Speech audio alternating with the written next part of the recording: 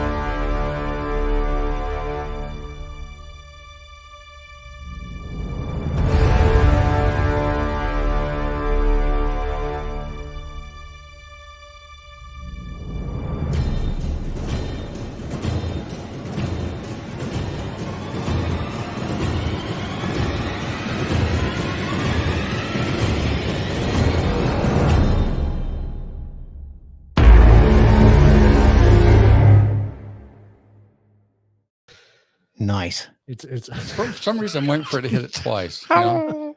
Used to do that on something else. Hit it twice. I did, yeah. I'm going to change it just so it does it for you. I remember you had it was black and white, and then it hit it again, and it turned color. Oh, that's right. That's right. That was our other intro, Suds? though. Yeah, was it? Yeah, it was. I think it was Suds. Yeah. Suds. Hi, everybody. Hey, What's happening? How you doing, Jack? Good. I'm doing good. I went up the stairs twice in the last half an hour, so I'm a little winded. What'd you forget? The notebook I didn't need. No. Got me a rocket book. This thing's sweet. Sweet. You write in it, and then you take pictures with your phone, and it transfers everything into different formats for your phone. Really? Yeah. Wow. Yeah, that's dope. The only problem is I still write like a second grader, so it has trouble reading it.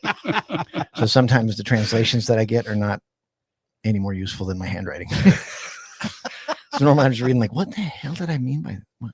Yeah. So anyway, but it's a neat little tool. I'm enjoying learning the technological advancement. Nice. Not my thing. Wow. Yeah. What's up with you guys? What's Embracing the future. Yes. Boof. Who do we got on right now? I don't know. We need to see. There's Let's some bring people up on. those There's some comments. Oh yeah. Let's see who the winner is for the comment race space. I'm doing it. I kind of cheated Why? because it was on early. Oh. Oh. So who was first? Looks big like winner Wendy. is Wendy. Was Wendy. Everyone knows Wendy works from home. Yeah. Christine got Aragon Stories. Kathleen. Cool. Welcome, everybody, Hi, hello, and hi. to The Truth About Beer and Paranormal talk. Paranormal Talk. Yeah. As we continue our countdown to the Las Cruces Paracon. Yeah, that's just A couple weeks less away. than a month away Yeah. now. So excited. Super cool. Very excited. I was going to go, but I can't get a ride. You got a You can ride. get it right. Mhm. With him, with that guy. Which With guy? the devil dog. So I told you you could ride with us. I know you said I could ride with you. Well, fine then. Maybe I don't want to ride with you. We'll be that way. I will. I'm not going to be that way. I'm just trying to be indecisive and a pain in the ass. So look at this. That works. Yeah, where Yes. did you get that beer, Jack? So yeah, so I do service industry stuff, construction service I was industry. going to say you might want to Clarify. You might want to clarify that. So yeah, I've been in the construction industry for a long time, and a customer I had the other day gave me these, and had them brewed here, and they were brewed in Mesa at 12 Verse Brewing, and I thought, well, you know what better way to spend them than drink them here? It's just a beer that they had brewed, and they give it out as a promotion thing for their company. I thought that's kind of cool. That's really cool. So yeah, so now I'm gonna order cases of beer to give out to all my customers before I'm done with the job. And go, what do you think? Good work, huh? Wow. All I can say is if they're going to hand it out as advertisement, it better be good. I was going to say, you better give it a good review tonight. Well, that's the interesting thing is I didn't tell him that, hey, I'm not really a beer drinker, but we got a show about it. So You didn't tell him? I did tell him. Oh, okay. I told him about the show part. I didn't tell him that I wasn't really a fan of beer, but he didn't have any hard liquor. So No. Well, let's try this. do you guys maybe have a, I don't know, a name brand tequila? Well, I'm guessing it's like a wheat beer. Oh, it's a Pilsner. It's Okay. Pilsner. So it's a 4-pointer. Not too bad. Yeah. It's pretty.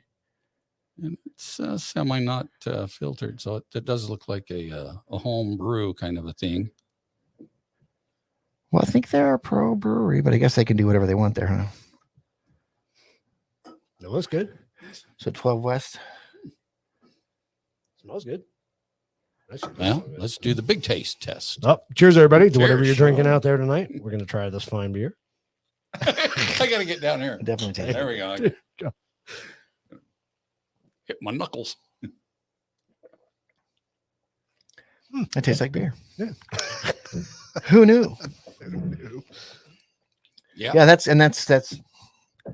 more beers than the weird stuff you guys been feeding me. Right? Here's dragon's puke from Jesus. I was like, what the?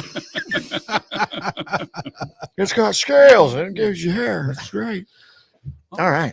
Okay. Yeah, I see now. Yeah. 12th West Brewing Company. Bam. It's actually pretty Okay. good. It's not bad. They're in Yeah. Mesa. So yeah. And I thought, hey, free beer. Woo. It's a good good little summer beer. Good, Yeah. You know, little barbecue beer. Mm-hmm. Not I bad. wish I had an inner tube. Is that what them beer makes you think of?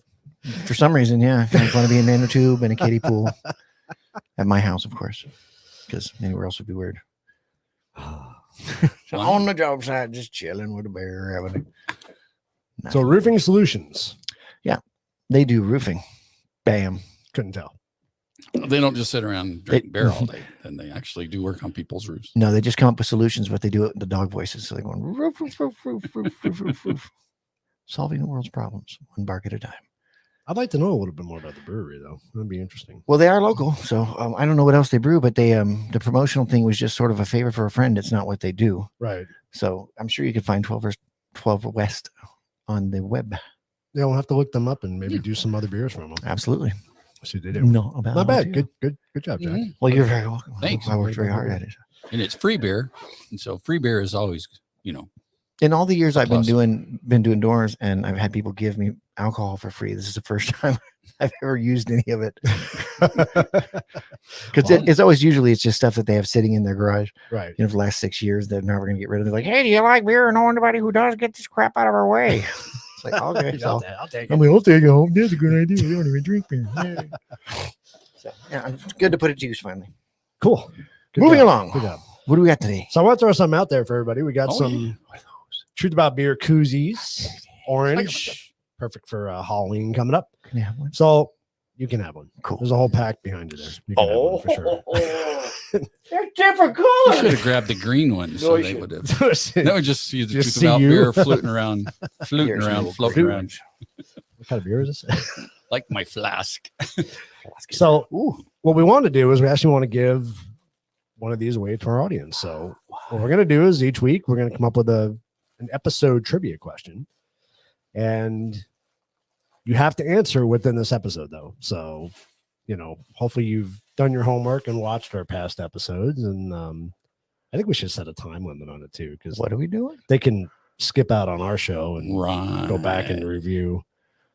You know, most people probably wouldn't have thought of that, but now that you've given me the idea. So we need the answer right now. Till What's 7 the- o'clock. How what's about the 7 question? o'clock? We'll give it till 7 o'clock. What's the question? That's right. I guess you need a question. Does that first. work? Give me a question. 7 o'clock 7 o'clock.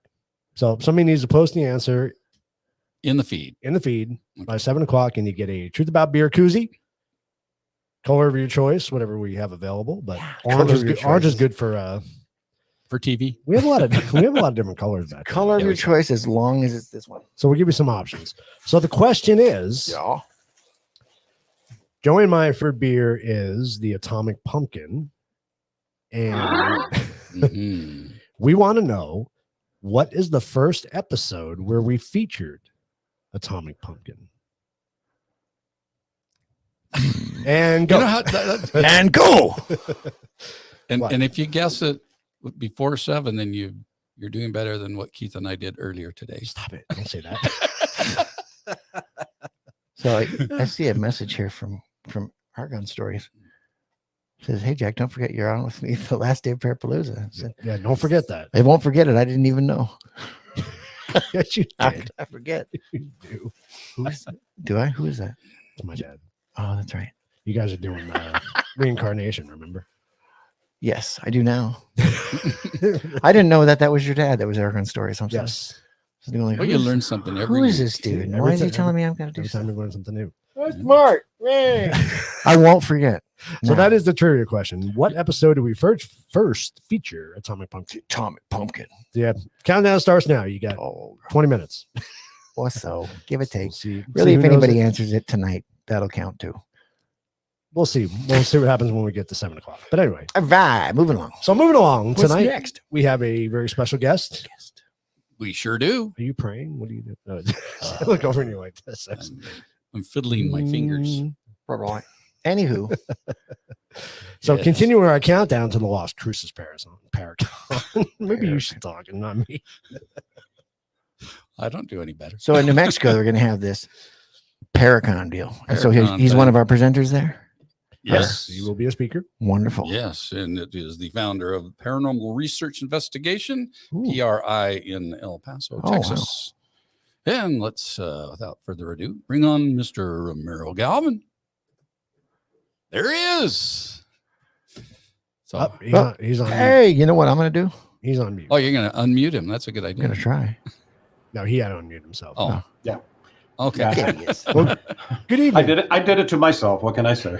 I do it all the time. Well, I'm not. This is a PG rated audience, right? No, No, it's definitely not. Okay. All right. not, You're not good. since they brought me on. You're you're free to say whatever you want to say. All right. Great. Let me just check, make sure my wife's not around here. Right. Oh. So thanks so much for coming on tonight. We really appreciate it. Well, great. I'm glad to be here, and I'm glad you guys are doing this run up into the Las Cruces Paracon. That's really great to see that. Yeah, we're really excited about this event. We're going to be there, of course. So it's going to be a lot of fun and really get a chance to meet all you know, all the presenters and everything. So that's going to be really fun.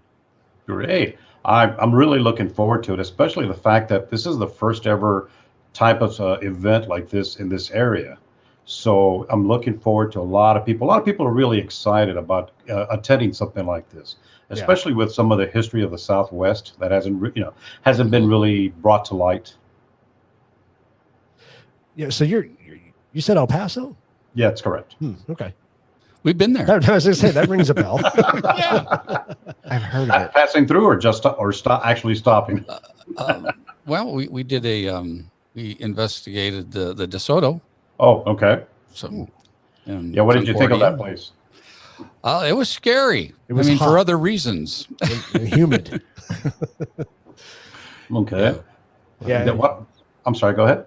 It wasn't the ghost that scared us on that one. It was the people. Oh. Yeah, the residents that Yeah. are that are Oh. living there. Oh, I see. Yeah, well, I mean, they're nice folks once you get to know them. But you got to spend time with them.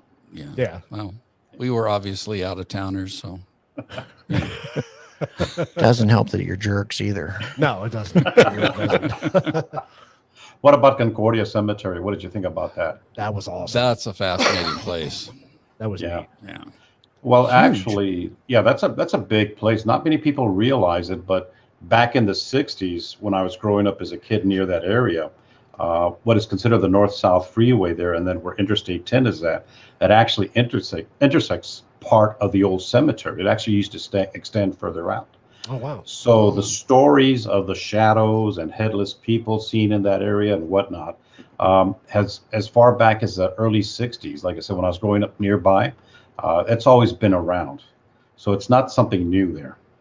And as a kid, I remember we used to have to go to this recreation center across from what was I-10 at the time, but they were building that part, what is called the Spaghetti Bowl. And back in the old days, before they started doing that, you could take a street all the way down to it and you'd be okay. But once they started construction there, you started having to go, I'm sorry, not I-10, North-South Freeway. So you'd have to actually detour through Concordia Cemetery to get to the recreation center. And even though there was a much longer way to go without having to go through the cemetery, many people actually went through there. And even then, I remember, the stories of people seeing unexplained things in that area, Right. having these encounters. Even some people back then in the 60s that even reported seeing the remnants of what they considered rituals. Mm. But yeah, Concordia holds a special place for me because that's where I brought home an attachment one time. Oh, Wow. I guess Jack, What? hit the button. Which button? Oh, There you go. 'Cause we need to hear that story. Yeah. One of the things I always train my team. See, I hold paranormal classes, or I conduct paranormal classes, and the reason being is because as more and more people get interested in this field, a lot of people realize what they're getting into. And one of the things I share during my class is that when you go to do an investigation, you don't want to be compromised, Right. whether it's emotional or a physical sense. And in my particular case, I went to do an investigation there. It was the middle of November. It was freezing cold, and I went with a flu. Oh boy. So, it was like I just had vacancies left and right here, Mhm. So about 2 weeks afterwards, I started noticing some odd things in my house. Like, we used to have a kids' room downstairs. It was a kids' toy room, playroom. And I would walk in there and I would start getting these feelings of, these chills in there and this sense of somebody was in the corner staring at me, but I could never see anybody there. And so I just blew it off as my overactive imagination. Right. And we used to have a lady come in to clean once a week. And a couple of weeks after, went by. And of course, I hadn't mentioned this to anybody because I'm thinking, okay, it's my imagination. And then one day I was home and I was reviewing some video from an investigation. And this lady came over and asked me, was I into film or movies? Did I do that kind of stuff? And I told her no. She didn't know what I did up until that point. Okay. Even though she had been coming to work for us for several years, she didn't know what I did until I told her. And once I told her, this immense, I guess I could describe it as a wave of relief just went over her. She went like, "Oh, Mr. Galvan, I am so glad you told me, because these are the things I'm feeling right here in your house." Turns out that one of the things she was feeling was going into the kids' playroom, and she would feel that same sensation I was feeling. Right. And then she said that some points, there were some times broad daylight that we have a 2-story house. When she was at the foot of the stairs, she would turn and she would see what looked like a male standing at the top of the stairs staring at her. And then when she turned around, it was gone. Oh wow. So, I just kind of, okay, well, great. I appreciate it. And again, not wanting to escalate this until about a week after that, then my then youngest son, he was all of 4 years old at the time, came running into the dining room where my wife and I were at. He's yelling and he's terrified. He said his grandfather's coming to get him. His grandfather's coming to get him, going to take him away. We're like, "What are you talking about?" And he's like, Grandpa, take me. Take me. And I'm like, "What? This is odd. Okay, what does your grandpa look like? Where is he?" And he said, "Grandpa, green eyes." Well, the grandpa he's referring to is on my wife's side of the house, and he does have green eyes. However, he had passed years before my son was born. Oh wow. So he never met him. So at that point, that's when I took steps to start cleansing the house, to get rid of or make whatever was here move on to where it needed to be. It took a couple of weeks, but eventually one evening, my wife and I sitting there, it's a nice, cool evening. We have the back door open to the dining room, and there's a metal screen there, or screen door. And as we're talking, all of a sudden, you just felt something cold just rush right between us. And I felt it go out the door. And mind you, up until that point, my wife had not known it. Even after what my son said, I hadn't told her about the previous experience. Right. At that point, she jumped up and went, "Did you feel that? Did you feel something cold just went right through us?" And then after that, we had no more problems. Huh. Wow. It's interesting. Do you have a pardon me if I do you have a background in Reiki? No. Actually, my wife does, believe it or not. She is the one, I think, between both of us, I think she's the more sensitive one. Okay. And she's actually taken Reiki classes where some of her sisters have asked her, "Oh, can you do a Reiki with me just to show me the preliminaries?" And they always feel like, they said that wherever she's waving her hands around, or wherever she's placing her hands, that they feel this warmth just radiating from her hands. Interesting. Cool. So yeah, I don't do Reiki, so. Okay. Interesting question, Jack. Yeah, I don't know. Just remind me of I've heard that family that member. word a lot here in the last couple of weeks Yeah. Really about Reiki. Yeah. interesting. So, and there's a course on Udemy. Udemy? Udemy or whatever that I'm not familiar with that. They offer all kinds of classes on stuff. Oh, That was wow. part of their shamanism course, had Reiki courses. Shamanism. Yeah. Anyway, Sorry about that. I was just So- on Oh, my no. mind. Well, no, So it's is- all right, because I'm glad you brought that up, because I don't mean to interrupt you here, but No, you're it good. just reminded me when I do those classes back before the pandemic, I was doing face-to-face classes, 8-hour class on becoming a paranormal, beginning paranormal investigator. And one of the things we would teach people, we would talk about was, what I learned from a person who was gifted was energy, right? That Right. everybody has energy, they radiate energy, however you want to define that. But one of the things in my class I do is I ask for 2 volunteers, and then I blindfold them. And I have them stand apart from each other, probably about 2 feet apart, more 2.5 feet apart, 3 feet apart, somewhere around there, depending on, the person. And then what I do is I ask them to go through a 10-second breathing exercise. And then I ask them to bring their hands up and then slowly move them forward to each other and then stop when they feel something. And about 95% of the examples, that we do in the class, 95% of the people have done this, have actually said they stopped way before even touching the other person's hand. Wow. And they always would say they feel like something here tingling, a warmth, some sort of the sensation here in the palm of their hands. I actually had one person say they stopped because they said they couldn't push back, like there was a barrier there. They could not push beyond that. Interesting. That's cool. wow. Sorry, but I digress there.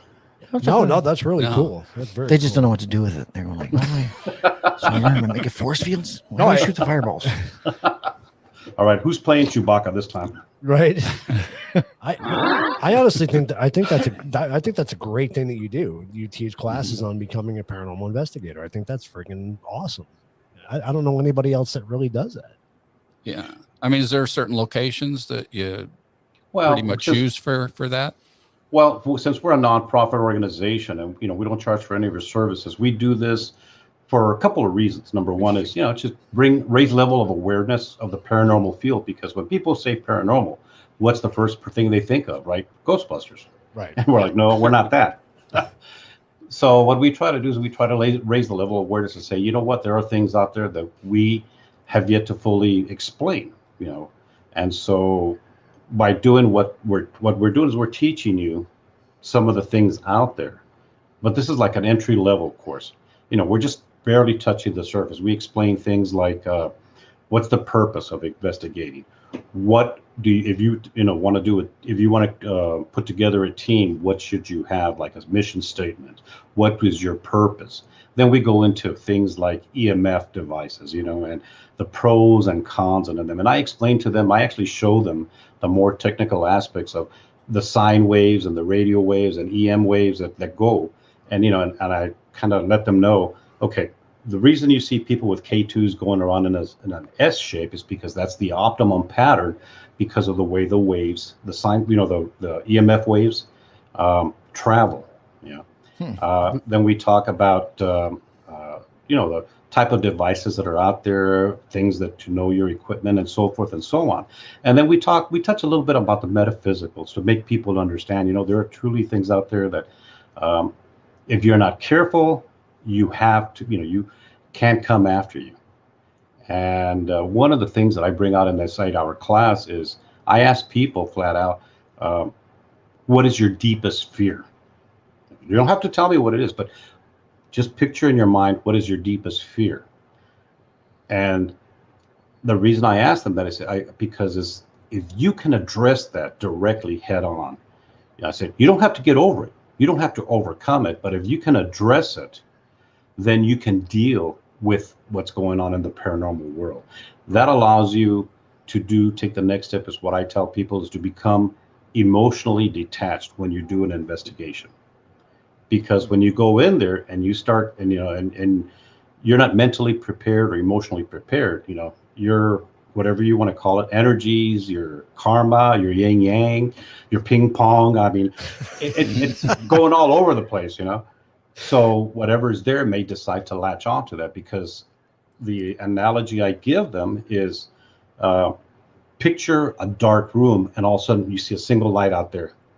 naturally you're going to go toward that light because Right. that signifies safety.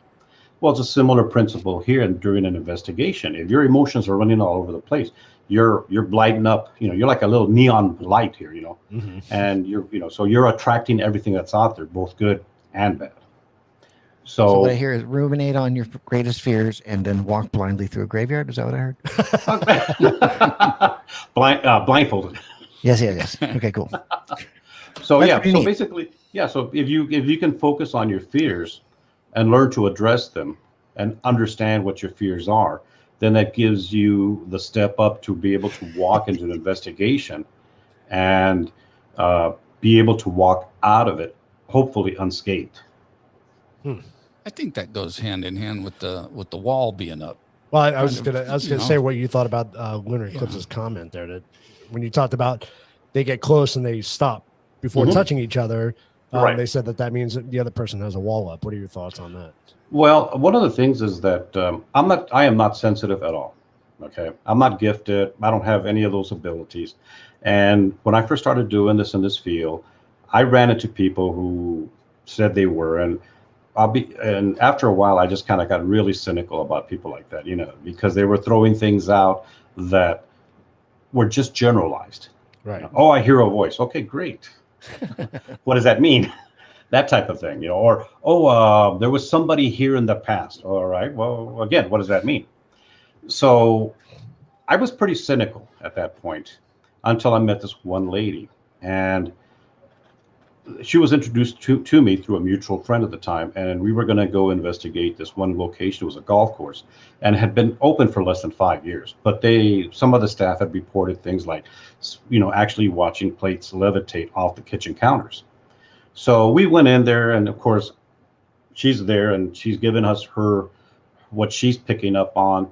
And after the end of the investigation, two other investigators were with me at the time. I was like, "Well, what do you think?" They were like, "Yeah, they kind of cliche-ish, I mean, she was saying stuff that, anybody could say."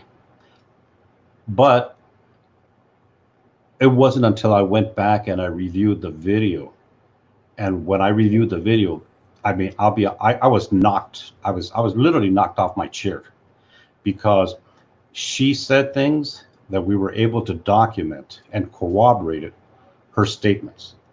Wow. One example was we were in the kitchen. This is after midnight. The place is closed. There's no children with us. And she's telling one of the investigators, there's a little girl there who likes you. She's standing right next to you, but she's humming.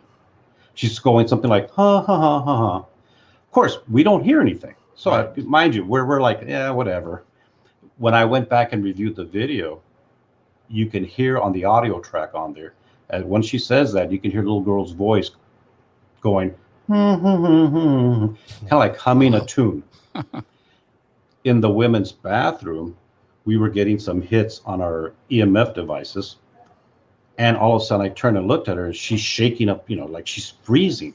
And she goes, "There's something here. I don't, she's like, but this is how I react." She says, "This is how they affect me." I said, "Okay." This is, close toward Christmas when we went to investigate. It was in December. So they're playing Christmas music in the PA system, and you can hear it in the background. But however, once she said that about how she was affected, all of a sudden you hear what sounds like a woman scream in the background. But again, we didn't hear that. But it's all on camera. It was all recorded by the camera. So I mean, like I said, it was just absolutely amazing the fact that she came up with these things and we were able to corroborate it. And since then, I investigated with her for 5 years. She moved away to another state to pursue a different career. But during that 5 years, she did things that just literally scared the hell out of me. I don't know how she did it.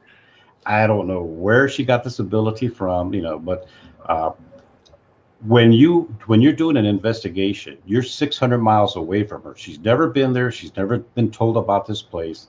She doesn't even know where we're at. And you call her on the phone, and she's doing what she calls a remote read. Yeah. And she's telling you what rooms to go to. And the building owner is telling you. She'll tell you something on the phone. And in this one particular case, I'll give you an instance. Again, we have this all on camera. We're in this one building, it's a really old building, and she's telling one of the investigators who's holding the phone. She goes, walk into this room right there in front of you. Just walk in there. She didn't know, but it was a sunroom back then because it used to be an old hospital there. So he walks in there and he says, okay, I'm in the room. What do you want me to do? She goes, go to the furthest corner of the room, the furthest left corner of the room. So he says, okay, I'm here. She goes, is that as far as you can go? He says, yes, that's as far as I can go. And he's standing in the corner with his back, and there's windows on either side of him. And she said, yeah, that's where she stands. That's where the woman, the nurse, stands. Mind you, she's 600 miles away telling us this. Right. And I'm like, where the hell did this nurse come from? Talk about a woman. Right at that moment, the building owner or manager next to me said something. So I turned my camera, I panned my camera to him. And I said, what did you say? He goes, that's where people see her. See who? He says, there's a road by next to the building. He says, people drive down that road and they have seen a woman standing right where he's standing at right there. But I didn't tell you guys that because I didn't believe it myself. Right. Yeah. What are the odds? That's crazy. You have this on camera? Yeah, I have it all on video. Oh, we got to hang out. Yeah. So VHS and chill. Yeah. One of the things is that when we go to do the investigations, I love to set up cameras. I try to cover as many angles as possible. And the reason is, and again, I'm kind of digressing here, is because if you hear something on one camera, then you can cross-reference other cameras, as well. Yeah. And then that way, what sounds like a voice on one camera can actually be a car in the background on another camera. And you'll have a third camera that probably will cooperate that as well. So it's really great when I can do that kind of stuff. Yeah. Anyway, sorry, go ahead. No, that's I like that. I like that idea. Somebody I know had an idea about that and about crowdsourcing the research on it, because getting through all of that information, all that data, is really tough to try to go through it all, find a point to even look at, and then go through and check it on multiple cameras and multiple devices. So that's a real tough part. Yeah, there's a formula that I think I can't remember what the formula was, but it was a formula that I came across years ago, and it just kind of calculated how many hours per camera and how many hours would be spent reviewing. So typically we deploy 10 cameras with audio and video, infrared capability. And if our investigation, even a short investigation, say 4 hours, so you figure you got 4 hours, 40 hours of video right there. Right. That you got to go through and cross-reference and double check and triple check. Yeah. Okay. But now when you're doing one of these type of investigations where you go in for 4 hours and then you walk away, but you still leave the cameras running, now you're talking 16, 24 hours of video times 4 cameras. So that gives you an idea how much time is spent. Yeah. It's a lot of time, and if you're not doing it as the only thing you do, it's a bit of a wall in finding things. So, because I know that I'm one of those people that's always like, well, let's see, want to see proof. You want to see the video and hear the audio and all these things. And it's like, those instances are so incredibly rare to begin with.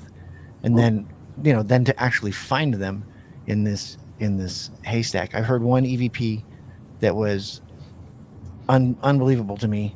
And I was there when it got recorded, listened to it just moments later, and no explanation for it. It's the clearest thing I've ever heard on an audio recording, and it's awesome because I know it was real, but we didn't have to search for it either.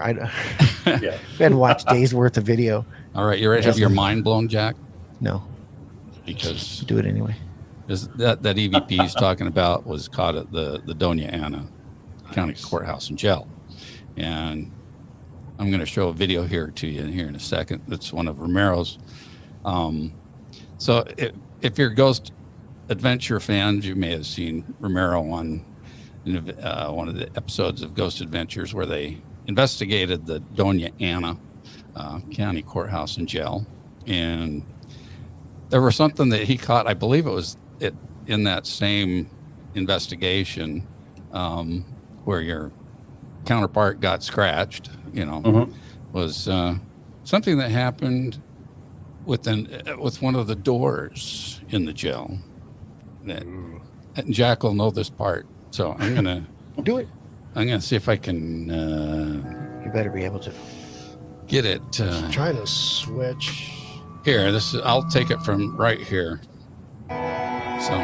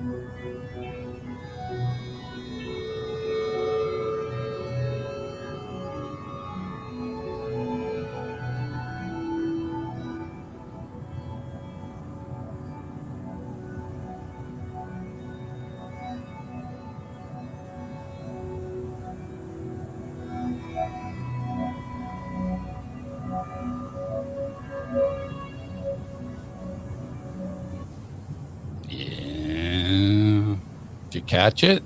No, You didn't. no, You weren't watching the cell door. no. Let me run it back just a little bit. Damn Watch it. the cell door. Okay. Don't watch the guy in shorts.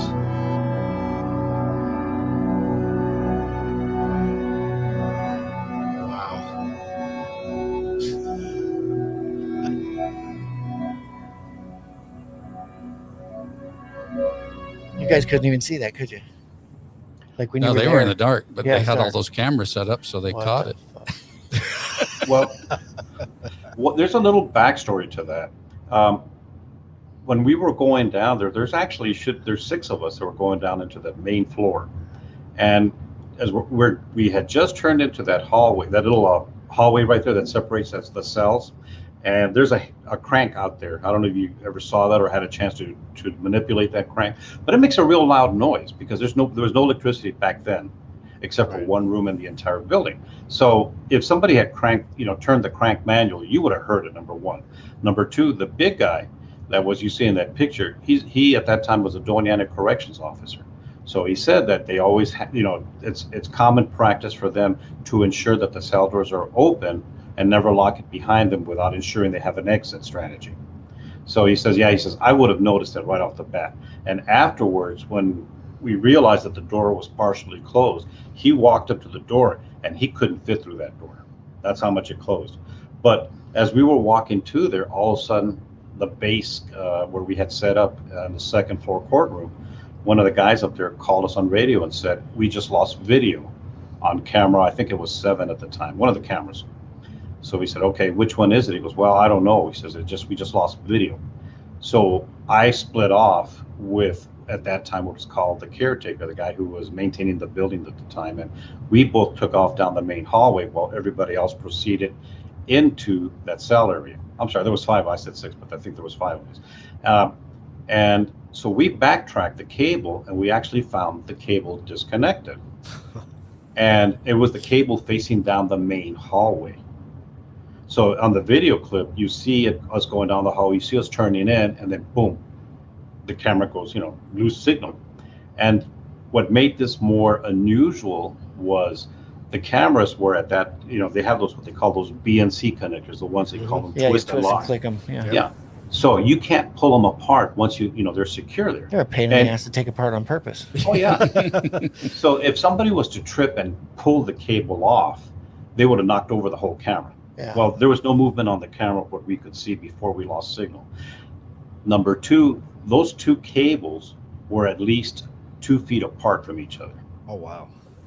So after all this time, the only hypothesis I can come up with is that somebody there deliberately wanted to split us up. Because if you're closing a cell door behind people, and back then there was no other, they had another cell door, but it was welded shut at the time. So that was the only way in and out of that cell room. Mm-hmm. This was back in 2011. So that was the only way in and out of there. So if you wanted to lock somebody in there and not warn them, since we were the last 2 walking in, we were, that's when we went back and checked. So I think whatever was there did it on purpose to split us up. That was a great piece of evidence. Yeah. That was crazy.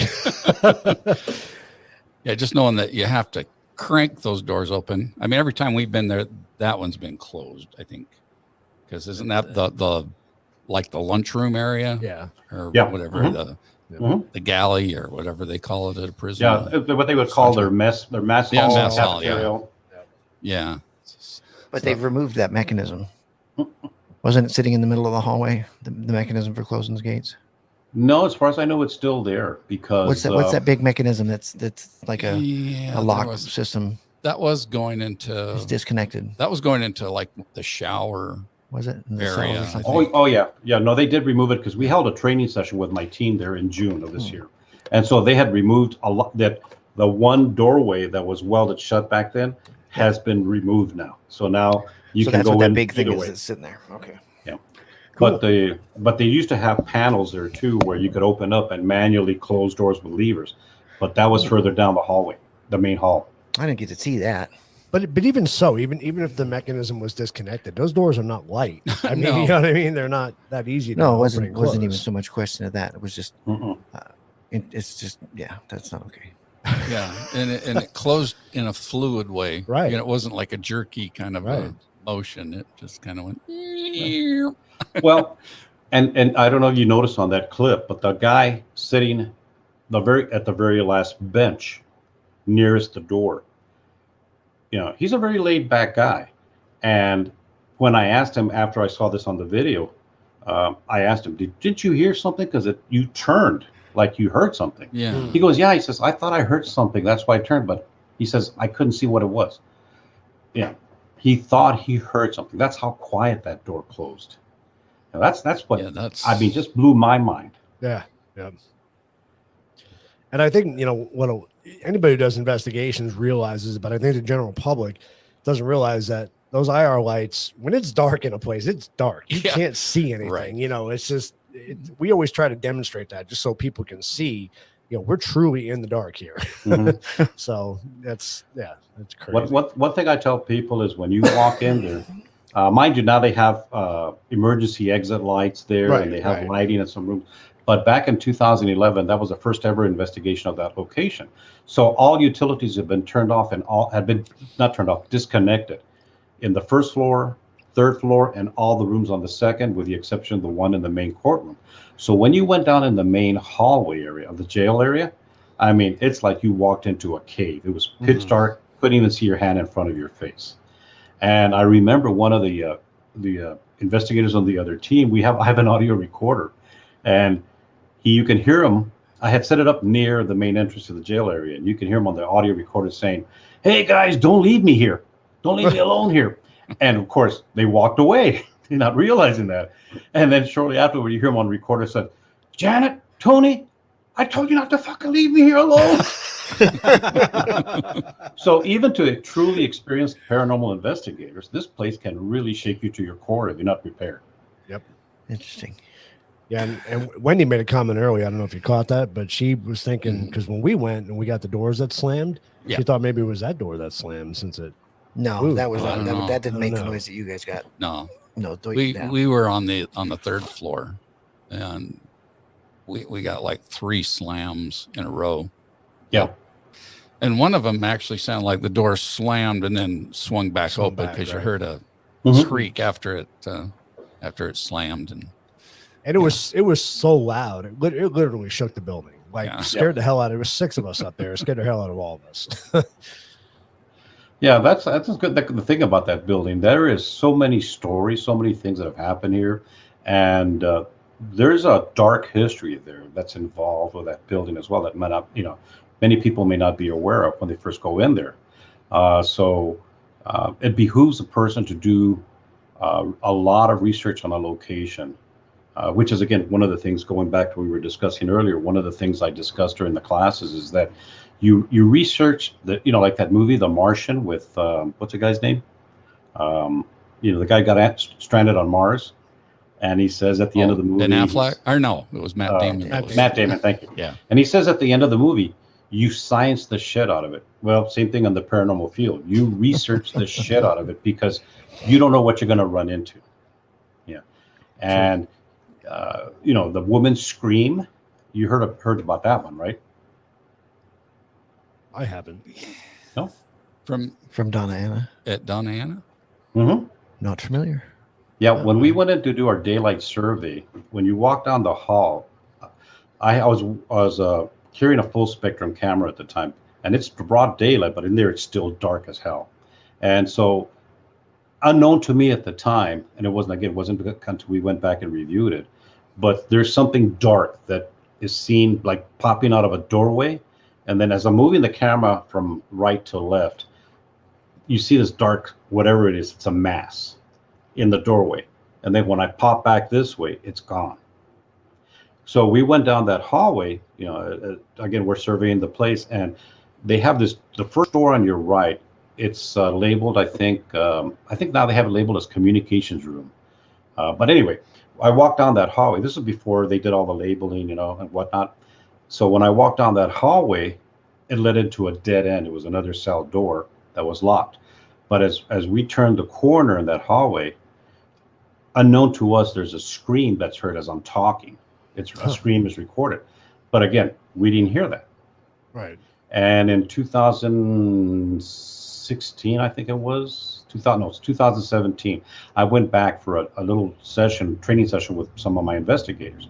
And we're in another cell area, what they used to call the women's general population area. And then they had some other cells in the hallway there.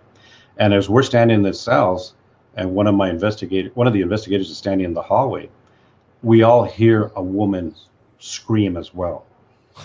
And I mean, one of my investigators who was there, when he heard it, I mean, that was his first time encountering something like that. He's going, "Oh, come on, man. Like, really? Come on." That's not what I expected here.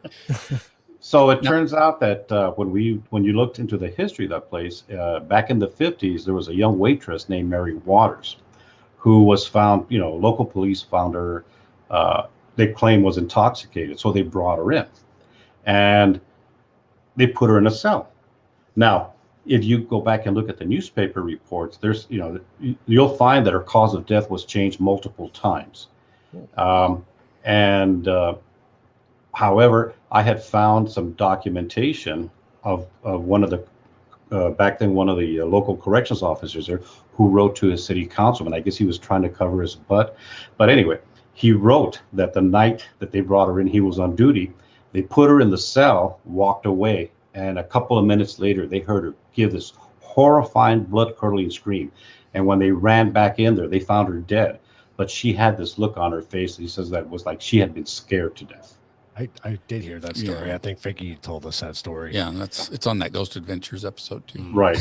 And so what happens is that every so often, if you're on the first floor, and you'll hear her scream, like she's reliving that particular moment. Mm-hmm. Is that clip on your YouTube? Well, I'm trying to think. I want to say yes, it is. So. I'd have to go back and look again to be sure, but I believe I did post it on there. Well, Captain Search, you can find it there. Well, there's a few. Yeah. Well, there's when you're retired, it's either wash dishes, iron clothes, or do this. That's cool, man. Well, is that the scream like a death scream video? Could be. I have to go back and look because I think I got like over 40 videos posted. Yeah, there's a few on here. What's your favorite piece that you've ever found or recorded? Me? Yeah. Well, you know what? I would have to say would be the one when I was called in by the U.S. Marshal Service, the federal U.S. Marshals. Okay. And this was done under the table at the time. I can talk about this now because it's been quite a few years. Okay. But back then I was called in, and it was done. It was basically things were going on at this location. Now we're talking fully grown men that are armed, and they deal with the worst of the worst. Right. Yet they had things going on in this building that they terrified some of them. Matter of fact, it got to the point where two of them who were devout Catholics went into the basement because they said things were happening there. They went down to the basement with rosaries, Bible, holy water, and they said they started saying the rosary, and then all of a sudden they said the lights started flickering on and off, doors started slamming down in the basement. He said after a couple of minutes, they left. They said they couldn't take it anymore. So the one where there's a recording there where we're walking through the main courtroom in this building, and there's a couple of marshals with me, plus a couple of the employees who worked it because they were curious to see what was going on. And one of the marshals, so I remember him before the investigation began, he goes, "You know what?" He says, "I'm a Iraq war vet, man. I've seen some things. I've seen the nasty things that humans can do to each other." He says, "I don't believe in any of this shit." Fine, not here to convince you.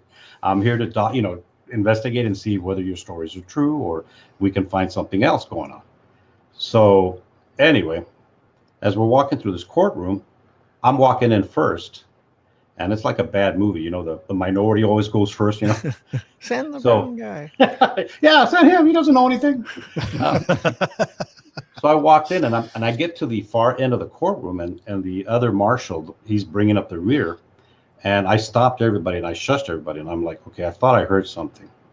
Then I said, well, you know what? I'm going to rationalize this. Maybe it was just the echoes as we're walking in, because it's a cavernous room.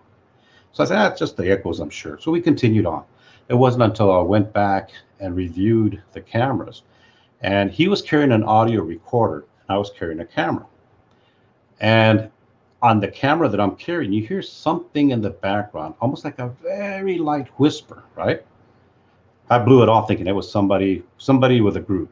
Right. However, when I went back to listen to his audio recorder, just before you hear me, I'm sorry, right after you hear me say, shh, I thought I heard something. No, I'm sorry, before that, I didn't take that. Just before I say, shh, I thought I heard something, you hear this voice that comes through. And I'm going to try and see if I can duplicate it as best as possible, okay? But it sounds like it said, just this guttural growl. Wow. And I guarantee you, if I had heard that, I'd be the first one out that door. But that place, after the night was over, and we had so many encounters there, that that's the first and only time I've ever had to use holy water after an investigation. Wow. Because of things that transpired during the time we were in there. Wow. That's crazy. That's crazy. So, do you guys see this over here? Well, yeah, I dropped the link to his, but it's not coming through, so I don't know why. Can you just drop it in the comments? That's right. I put it right here. Huh. But Yeah. I see everything around it. That's interesting. Am I supposed to have one of those? Well, you're part of ours. Oh, good, because I'm like, what? If Lunar's watching us right now, she's got Jack's. Neato. Oh yeah. This is where we find Jack. That's correct. Dude, that's how long have you been doing this? Me or somebody else? Yeah, I'm not. Me. I want to say I started back in 2000. Wow. So yeah, it's it started off with the old basic stuff. Compass, an audio recorder, and then slowly but surely started moving into other things. And it seems you have some awareness or some idea. You understand how the technology works. You were talking about. Yeah, I'm a retired AT&T telecom engineer. So for the last 30 plus years, I was working in the IT field and networking field. Everything from learning how Windows operates all the way to installing networks. Oh, cool. Yeah. So you can explain to me how some of this stuff works then. Yeah, it's what's called the FM theory. I don't know if you've heard of that or not. Fucking magic. I love it. That's the best. That's awesome. I want to comment real quick on Luna's comment there. You have to be a moderator on YouTube, but the thing is, we're not streaming right from YouTube. We're going through StreamYard, so we don't have direct access to YouTube. So I'm dropping it in my personal, as a personal person. As a personal person? Yeah. Okay. In the link and okay. You sure that's chat, not breaking any rules? Are you violating any? No, not violating. Well, I was going to say, I noticed you didn't say personable person. Personal. Truth. So Ramiro, just out of curiosity, so what triggered you to want to get involved with this? I mean, obviously, you've been doing it for what, 20 years now, 21 years now? Girls, obviously, it's girls. What? It's an unending stream of girls. Look, I'm a chick magnet, can't you see? I see. I guess that's what I was thinking. Hey. I was going to ask you, Jack, is that you or is it cold in there? Well, I'm not sure which one there. I couldn't play guitar. No, actually, my interest started in the 4th grade, believe it or not.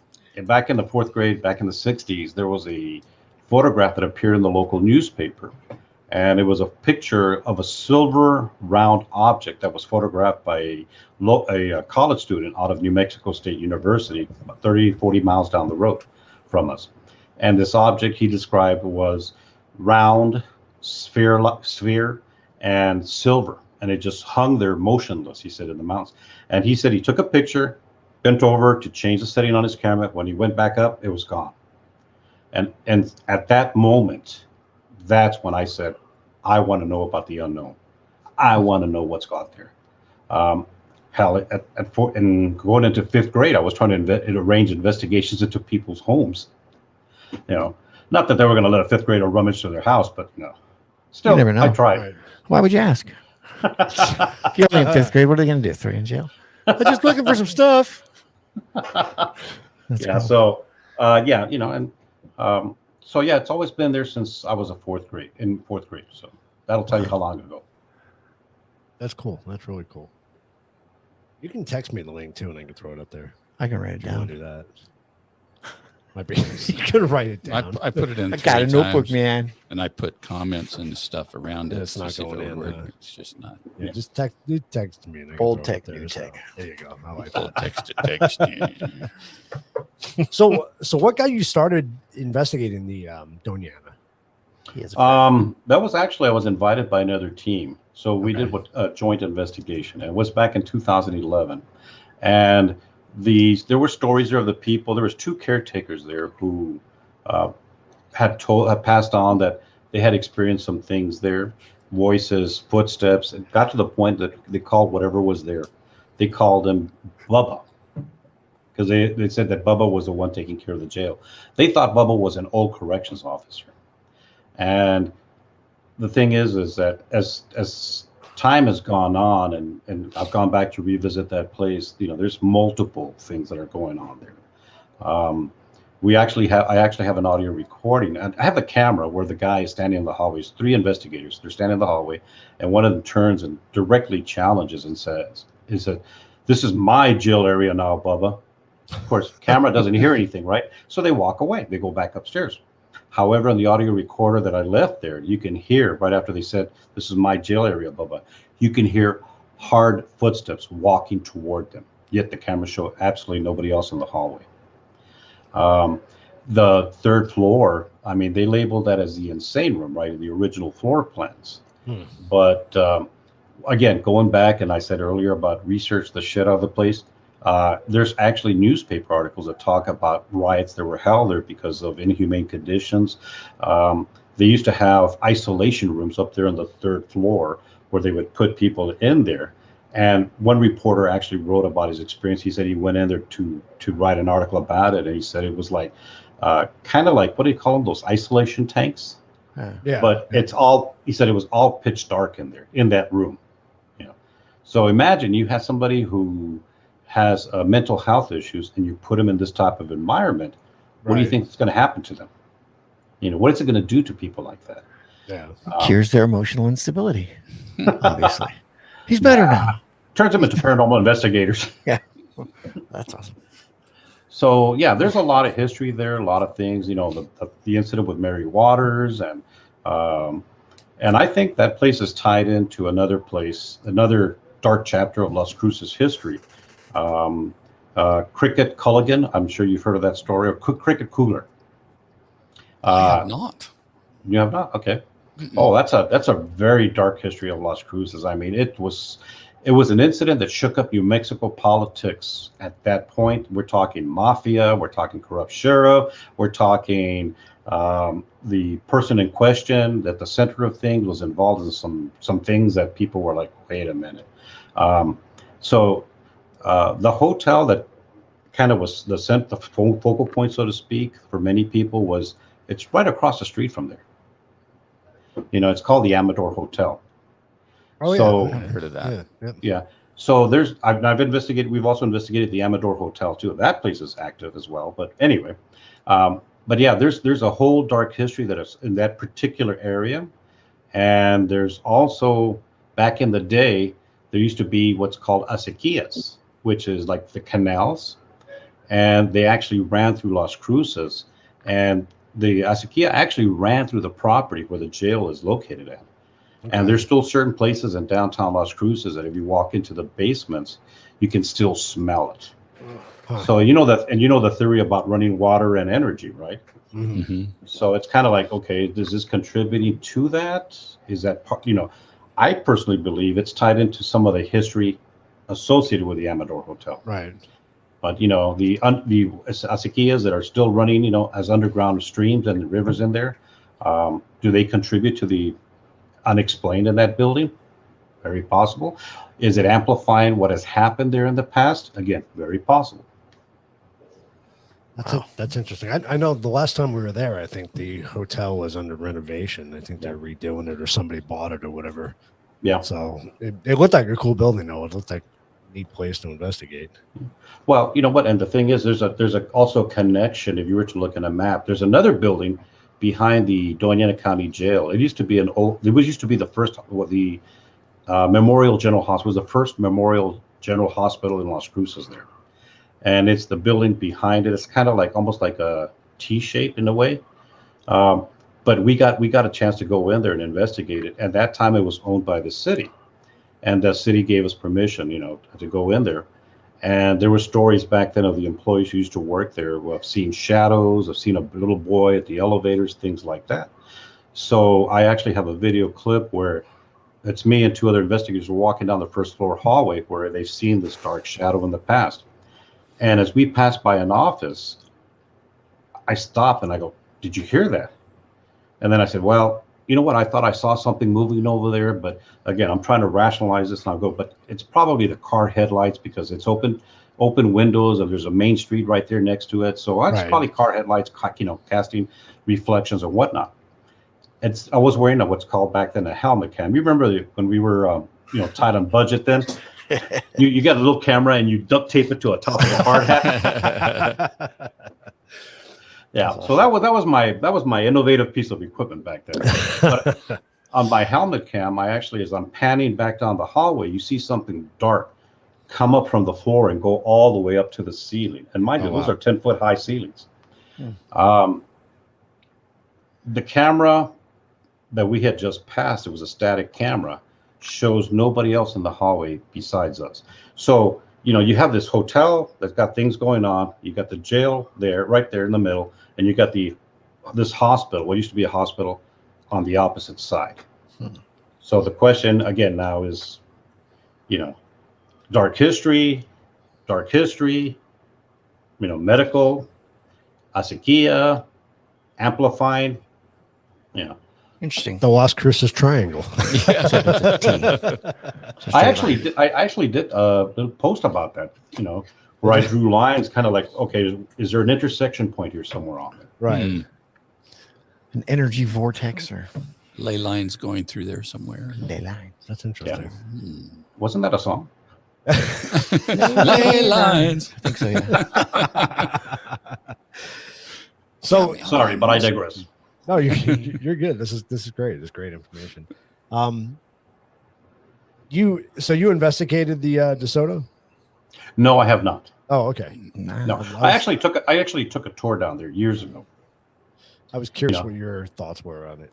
Well, I took a tour of it years ago. The tours that are done now are now done by a different group. Mm-hmm. Back then, it was done by one of the original tour groups back then. Don't ask me which one it is because they've undergone so many name changes. But I went there with one of my investigators, and at that time, she was discovering she was empathic. And the person I worked with, remember I mentioned to you earlier, the one who was gifted, she recognized her for what she had, her abilities. So she decided to go on a tour. They said, "Hey, let's go on a tour. I'm always curious to see what these tours are all about." And so we went on there, and of course, we wound up in the basement of this hotel. And it was so odd because I remember we're standing there, and there was 3 tour guides, I think, at the time with us. No, there was 4 tour guides at the time with us. And I noticed as once we got in the basement, 3 of them disappeared. And I'm like, okay. So there's one guy up there in the front, and he's like, "Oh yeah, there's a demon here. I can feel it. Come out in the name of Jesus Christ," and this and that, whatever. And he's going on doing this kind of thing, right? In the meantime, my investigator turns around and she starts looking at the back wall. And I'm like, "What's going on?" She goes, "It ain't up there. It's back here." And I went, okay. And as soon as she said that, man, I just felt like this sensation on the back of my neck. And I just turned around and I felt there was somebody in that corner looking at us. And the guy she had brought along, her friend, also turned around. This guy was Irish, pure skeptic, right? But he felt the same thing. And in the meantime, behind us, to our back, this guy's yelling, "Oh yeah, it's out here, the demon, I can feel it, blah, blah, blah. Look, I can hear footsteps." And sure enough, as soon as he said that, you hear footsteps on the ceiling above us. And I'm like, wonder where those other tour guides are at. So finally it got to the point where I went like, hey, sorry, I don't want to interrupt your tour guide, but it ain't up there. It's back here. So yeah, that was my first and only time there. That's kind of similar. To Yeah, our I say that's experience. kind of similar. We asked the tour guide if he would leave and let us do our thing. do our thing. And he was totally into it, right? He was showing us where all the shadows were and all Yeah. that, so he was painting a picture for us. The power of suggestion. Yeah. There's a dog one over there. Well, hold on. Yeah. Is he talking about me? No. Well, the funniest thing was when he said, he goes, yeah, if you smell like a sulfur smell, that's the demon. And I'm looking at the ceiling, and there's basically a shit line that runs from the hotel. Going, okay. We met those demons upstairs. I'm perfect. When people do tours, I mean, hey, that's entertainment as far as I'm concerned. Right. That's what people pay for. They want to get the oohs and the ahs.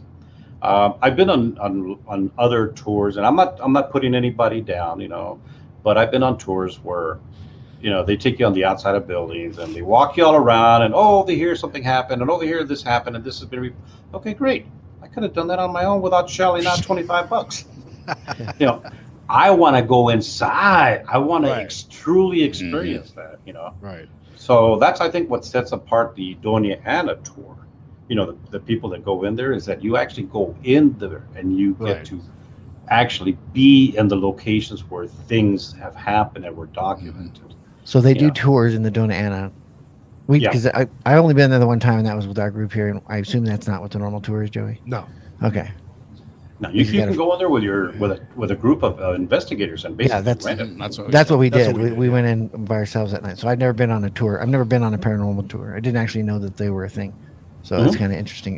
We got one going on this weekend, Jack. Say what? Where's that going to happen? There Up in Globe. Ding dong. Ding dong in the dale. So what is it you're going to be doing at Paracon? Are you doing a presentation or are you doing your class? Or? I'm going to be doing what's called Beginning Paranormal Investigators or Investigation 101, basically.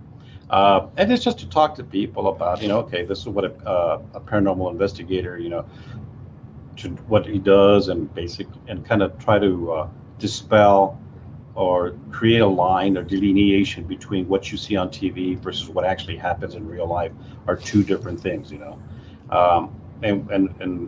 try to kind of hopefully clarify or demystify some of the things out there, and kind of give people maybe a sense or some sort of guidance as to, okay, you want to do this, great, but I'm sorry. See, I'm hoping I'm not getting that reaction from the audience, Jack. No. Oh, you're not. You're not. No, I'm listening. Yeah, sorry. I wish I could finish. So anyway, if I start seeing that during my presentation, I'm out of there, man. I don't know. Oh, then I guess I can't come to your class. So are you just doing one day or are you doing both days? No, I'm doing both days. Okay. Yeah. So, and again, this is for people who maybe want to start doing this, but don't know how to begin or where to start. I don't, I draw upon my own experiences when I first started this. And I remember the very first time I went to investigate with a group. And this is something that I hope that with people, they don't, for people to avoid, and I hope others don't go through this, but when I was invited to do an investigation, they told me, show up at this place at such and such a time. Okay, so I show up there and I go, what do I do? Well, here's a camera. Start recording. What? I was like, okay, do I need to do a Woody Allen type thing? Just film everything. Do a montage. What? It was just an artistic thing. Yeah. And that's what I want people to avoid. There was this other girl who also showed up, and basically they told her the same thing. Here you go, just record. And of course, they didn't prepare us for anything like that. They don't say, okay, this is what you need to do. Something was to happen. Nothing. It was just, there you go, just record. Then afterwards, it was like, okay, what do we do now? Give me back the cameras. Yeah. Thanks for the work. Yeah, Hope you got something good for us. Yeah, that was pretty much it. Interesting. So I want people to, when I do these classes, I want people to understand that, there are things out there, I know, and tend to sound cliche-ish, that we don't fully quite comprehend. And and in my class, I hope to teach them, not during this one, because like I said, it's an 8-hour class. I'm going to try to condense into a 1-hour presentation. But during my 8-hour class, I teach people how to put boundaries out, Right. so that if something is there and it's affecting you, it may not, it's not negative all the time, I said, because whatever's there may not realize how they're physically affecting you. So, I teach them how to be nice about putting your boundaries out, to let whatever's there know, you're not allowed to do these things to me. You're not allowed to use me or touch me or anything like that. And during the class, I teach them how to focus on creating a little bubble of white light around them. And I said, just practice on that, and then, practice on extending that bubble of light outwards. And I said, and before you know it, when you're doing an investigation and you feel you're being affected by whatever, you automatically snap into that mode without thinking about that. Where does that come from? You said you're not Reiki, so where does that block in the? That comes from what the gifted person, the things that I learned advice from her. You were giving from someone else. Okay. Yeah, she taught me, and like I said before, all this happened. I mean, I would go out there and I do what they would. I was copying what they did on TV. Oh yeah, you can use my energy. You can do this. You can use my Visa card. Things like that. Which is a big no-no. You shouldn't do that. Yeah, because they charge stuff like crazy. Yeah, tell me about it. I'm trying to figure out. I'm still trying to get over the Amazon thing, but that's a different thing. Well, that was one of my points I was going to bring up, though. That I think it's great what you do, because for the most part, the groups we deal with are they're just phenomenal groups. But there are those out there that they see it on TV, they see Ghost Adventures, they see whatever it is, and they think they're just going to jump right in, and this is what they're going to get, and all this other stuff, and they get disappointed. So I think what you do is incredible. I mean, I would pay for that before I would pay for a tour. You know what I mean? If I was interested in getting into the field, I'd be more interested in taking a class on it than just jumping right in. But it's a nonprofit. We offer it free. It's a free class. We do that because here in the border area, the borderland towns and areas that we cover, we've been to, there's an interesting phenomena that occurs that it's a cultural phenomena more than anything else. I don't know if you guys have seen this. You're from Arizona, right? Yeah. Okay. I don't know if you've ever encountered that over there, but in this area, for example, and along the border areas going south, there's this hesitancy to recognize or address or even talk about these type of things. And even though there's people out there who want to talk and they want to bring it out in the open and whatnot, they're being held back by the cultural heritage that they have, because back in across the border in Mexico, their grandparents and their relatives probably said, no, don't talk about that, no, that's the devil, blah blah blah. I'm gonna have to bless you. You're gonna have to say X number of Holy Marys. I'm gonna do a cleansing, yada yada yada, right? And to this day, there's people still in Mexico that at night they cover. And I remember as a kid even seeing this. They cover their mirrors at night because there's that belief that they're used as portals.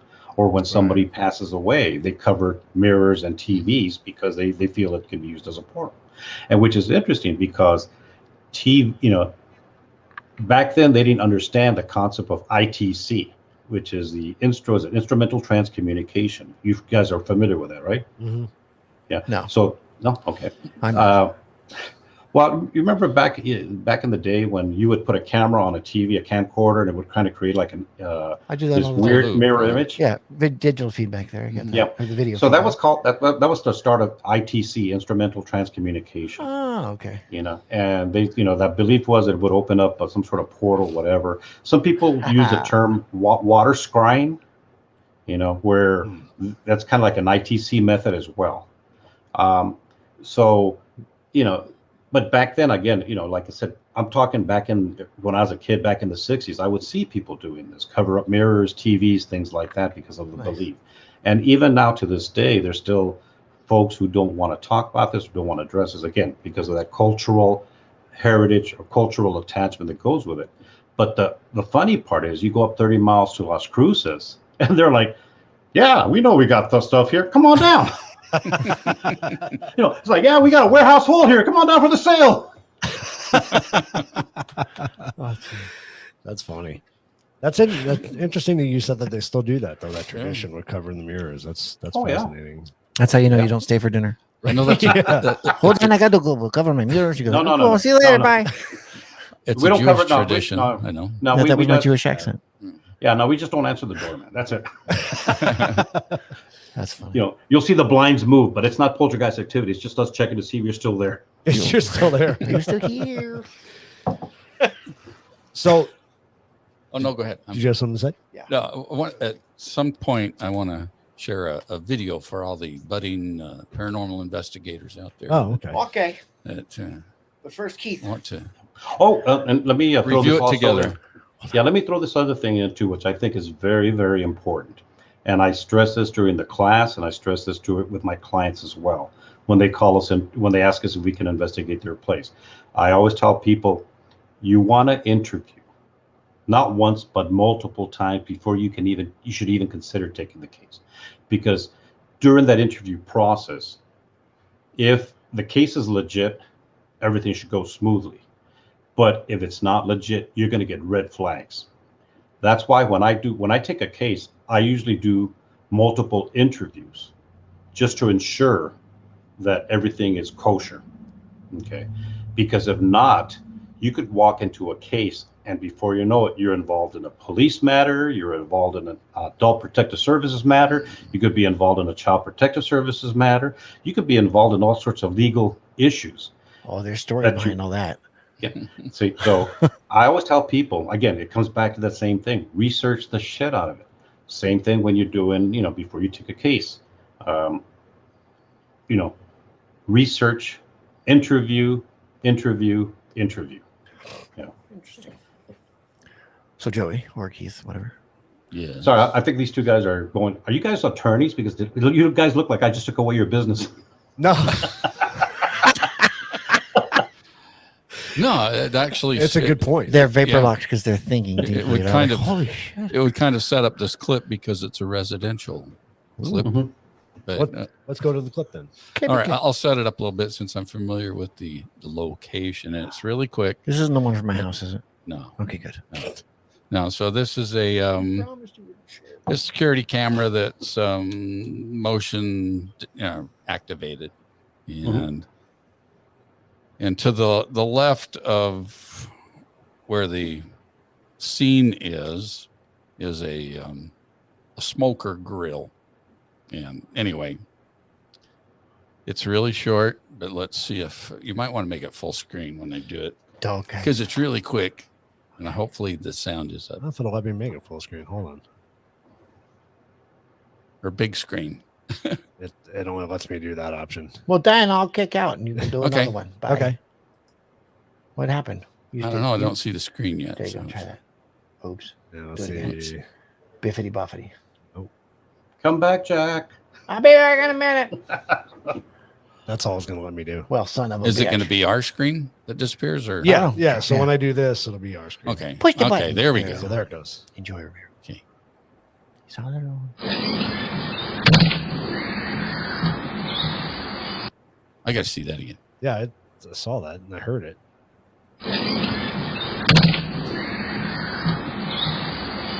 Now I don't know if anybody's home or not. That's almost like a. Do it again, Yeah, but you Jimmy. can see it off to the left. Go ahead and do Yeah. What that. the fuck are you talking about?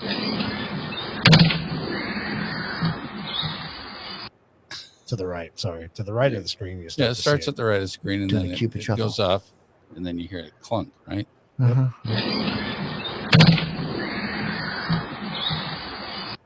It's interesting.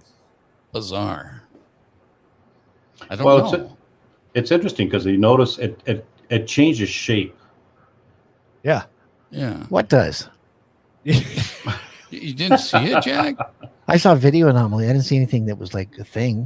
Do we have to play it again for Jack? Yeah, because there was nothing there. Okay. Well, it's interesting that it makes the noise. I hear a noise. I definitely hear a noise, but I'm missing. Okay.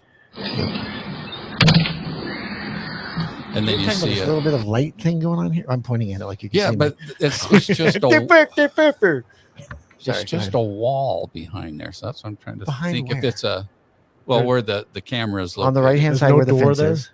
There's a door. The door would be probably right where the camera's at. We need tools. And Where's this? Where's the smoker? smoker's on the left, Up the above the camera. wall. right next to that table. Oh, we can't see it. Okay. We can't see it. Yeah.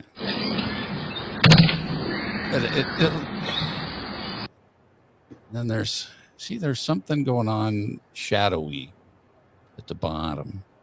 It's almost like somebody's shadow. What side? What side? On the right side, it look like a pair of. You see a little bit of light between like a pair of pants. It almost looks like. It's like And then somebody standing um, there. Yeah, and the head ends Yeah. up right Yeah, but about where the light spot is on the on but the if pool. you're doing it that way, Joey, your perspective, your light source is on the wrong side. Well, that's what makes it. No, more, that's what makes it more interesting. intriguing. Yeah. That the shadows that way. Yeah, it'd be backwards.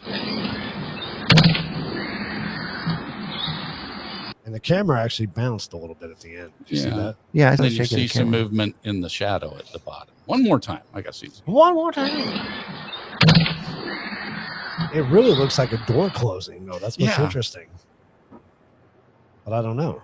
Yeah, and that would make sense if it was a door closing, that the wall would shake Right. where the camera is. Yeah, I'm just seeing a video anomaly. But I don't know that anybody's home. That's the weird thing. Yeah, that's the question. Because she keeps these cameras up while she's at work. So Yeah. Huh. Anyway, Very interesting. Very not as impressive as I wanted it to be. Oh, stop it. Well, it wasn't. Drop your comments. Who was that? Whose video was that? It's my daughter's, Cool. and her husband just passed away. So Oh my good gosh. Well, that's. Rough. she takes I- watching her videos. I can totally understand personally. that. That makes a big difference. There's a screen door in front of that too. I There is guess, a or screen or door. there is no screen door. Oh, there is no screen door. But the curious part is if anybody was home when that was captured. Yeah. Because if not, Michelle, that would was make it anybody more- home when that did How'd- that? How'd you come to find it? She sent it to me. Not you. Oh, her. She Her. It She was a- watches her it's a- videos. It's a home Okay. video recording. Well, no, I have a home Security camera. surveillance system at Yeah. my house, so I was Well, curious. whatever it is that you got something physical occurred because Right. you hear that clunk and then you, like you said, the camera shakes. Right. So that in itself, if nobody was home, that's interesting. Right. You know, but you know, I'll be honest with you all, folks. I'm not a big believer in orbs. You know, when I first started out, I was like every picture I took. Oh, look, there's orbs. Oh, look. Oh, oh, look, the orbs are following me. No, I just didn't dust the house. Yeah. Yeah. So I'm not a big believer in orbs, and I would say, based on my personal estimation, that about anywhere between 90 up to 97, 98% of them are just what I call particulate contaminants in the environment. You know, and one of the things that the gifted person taught was that, and mind you, she had been doing this for years. She found out she was sensitive at an early on and had the good fortune to be mentored. But she said that a true orb will have color, at least what she has run into. And so oftentimes you'll hear people talk about they'll see sparkles of color off in a corner of their eye. Have you ever had anybody tell that to you at some point? Or I actually quite a few people have told me that they've seen, you know, even before I tell them about this, you know, that, you know, in this person's opinion that orbs are colored. People have told me that they'll see sparkles of color, just like a little kaleidoscope of colors, quick colors, and then that's it. And of course, most people would assume, well, they're floaters, you know, or something to do with your eyes, you know, that kind Right. of stuff. When I stand But up it's- real fast, I get those. Yeah, exactly, you know. Or if I put something in my pipe, I'm not supposed to, but that's a different story.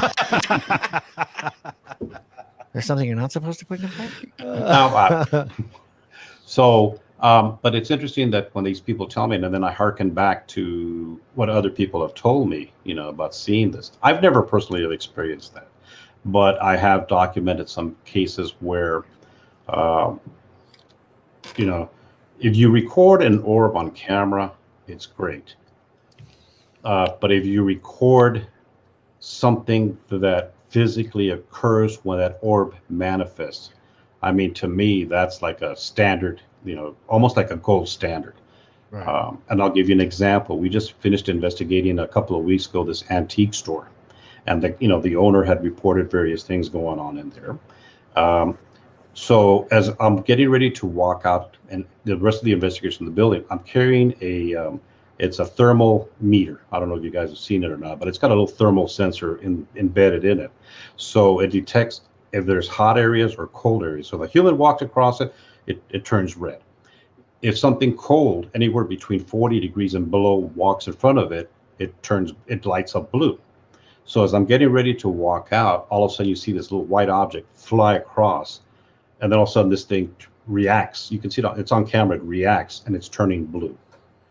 So, but there's nobody there in front of me except for this one little thing that flew by. So, if you can get that kind of evidence, man, that is awesome.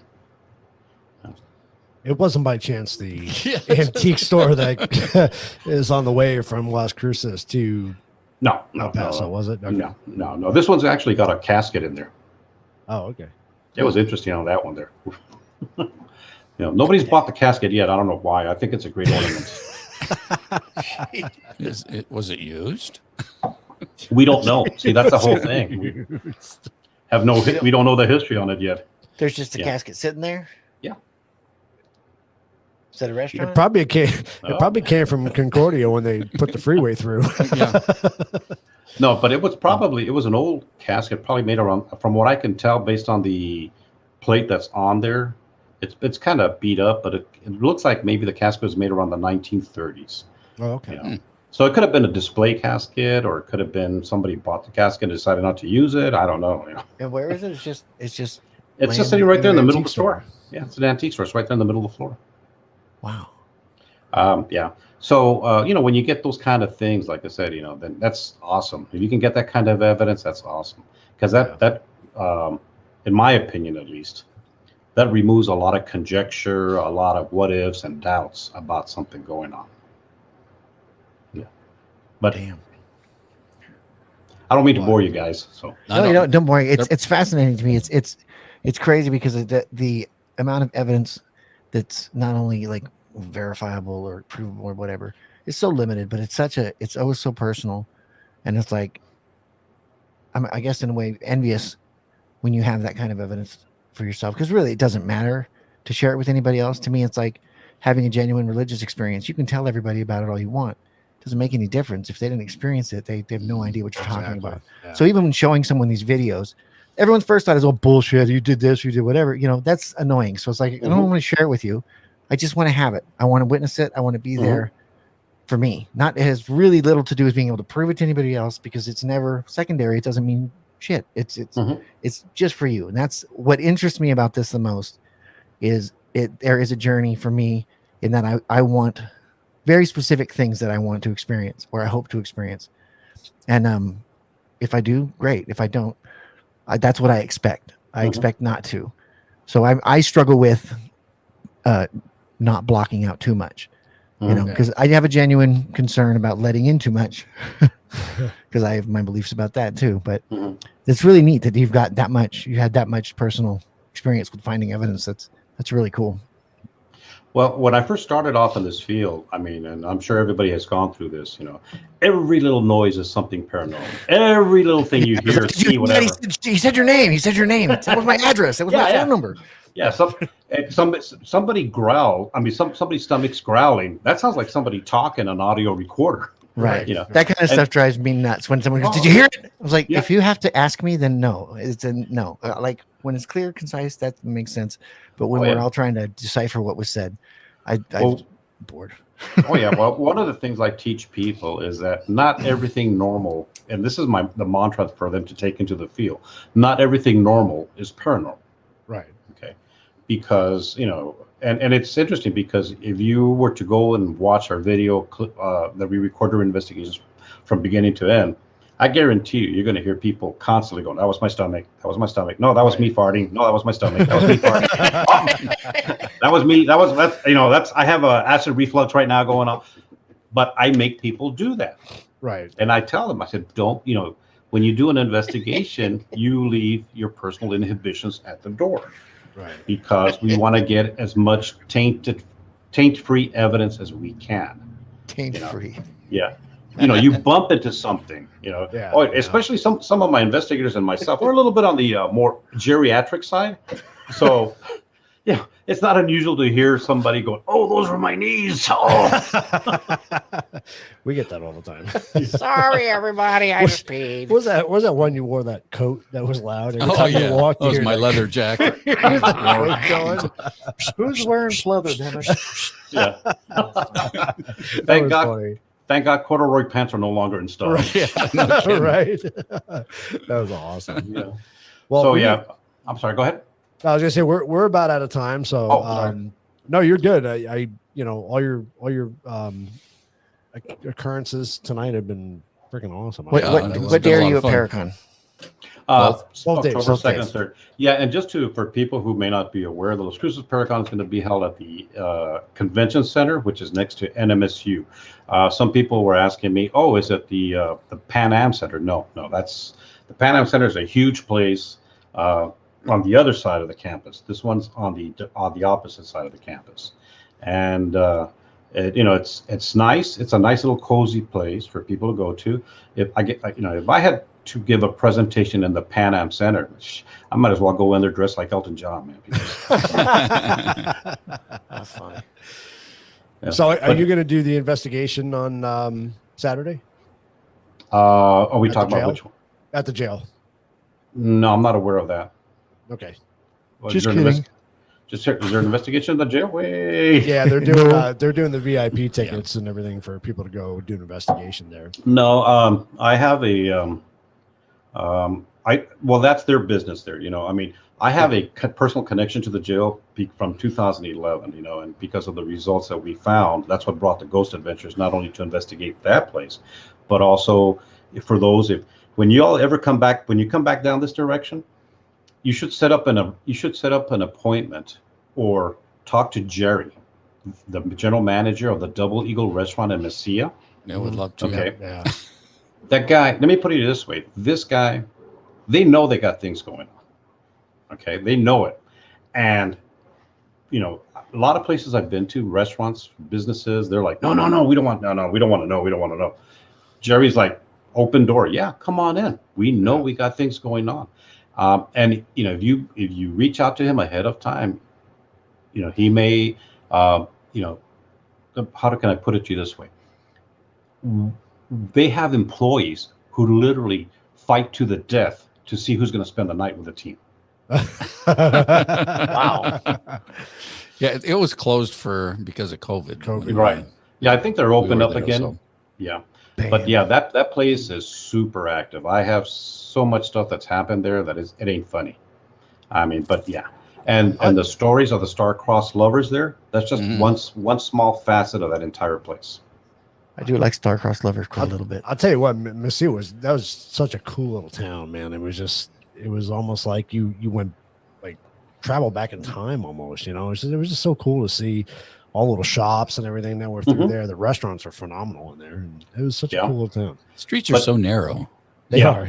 But it's it's a neat little town. Yeah. But you know what? That town has got a lot of what I say, activity there. Okay, I've investigated the Double Eagle 9 times in 11 years. We were asked to go in and do the Mesilla Marshal's office there, the law enforcement agency down there. We went and did the community center there. We did the Fountain Theater there. So there's always all sorts of things going on, and if you were to look at the Double Eagle from the plaza, you'll see the Double Eagle here, but there's a long building, all right, and there's different shops in this building. Yep. They've seen a little girl here at the Double Eagle, but when you talk to these other people, if they want to talk to you, they've all reported seeing a little girl run through their shops that disappears. So whoever this little girl is goes through there. And if you ever get a chance, I'm not hyping these. I'm not pimping myself out for these people. Let's make that clear here. There's a restaurant there called La Posta Restaurant. We did the first and only investigation ever allowed there. And you know what? There is a place there where the bar is at. And the night we went in, the manager who spent the night with us told us that she was closing up one night and she screamed because she said she saw a man hanging from the rafters there. Oh, jeez. Oh, geez. But disappeared, right? We actually have a clip where it's like we're in the one dining room and the camera's pointed through the archways where the main bar is at, and it leads into an archway into another dining room.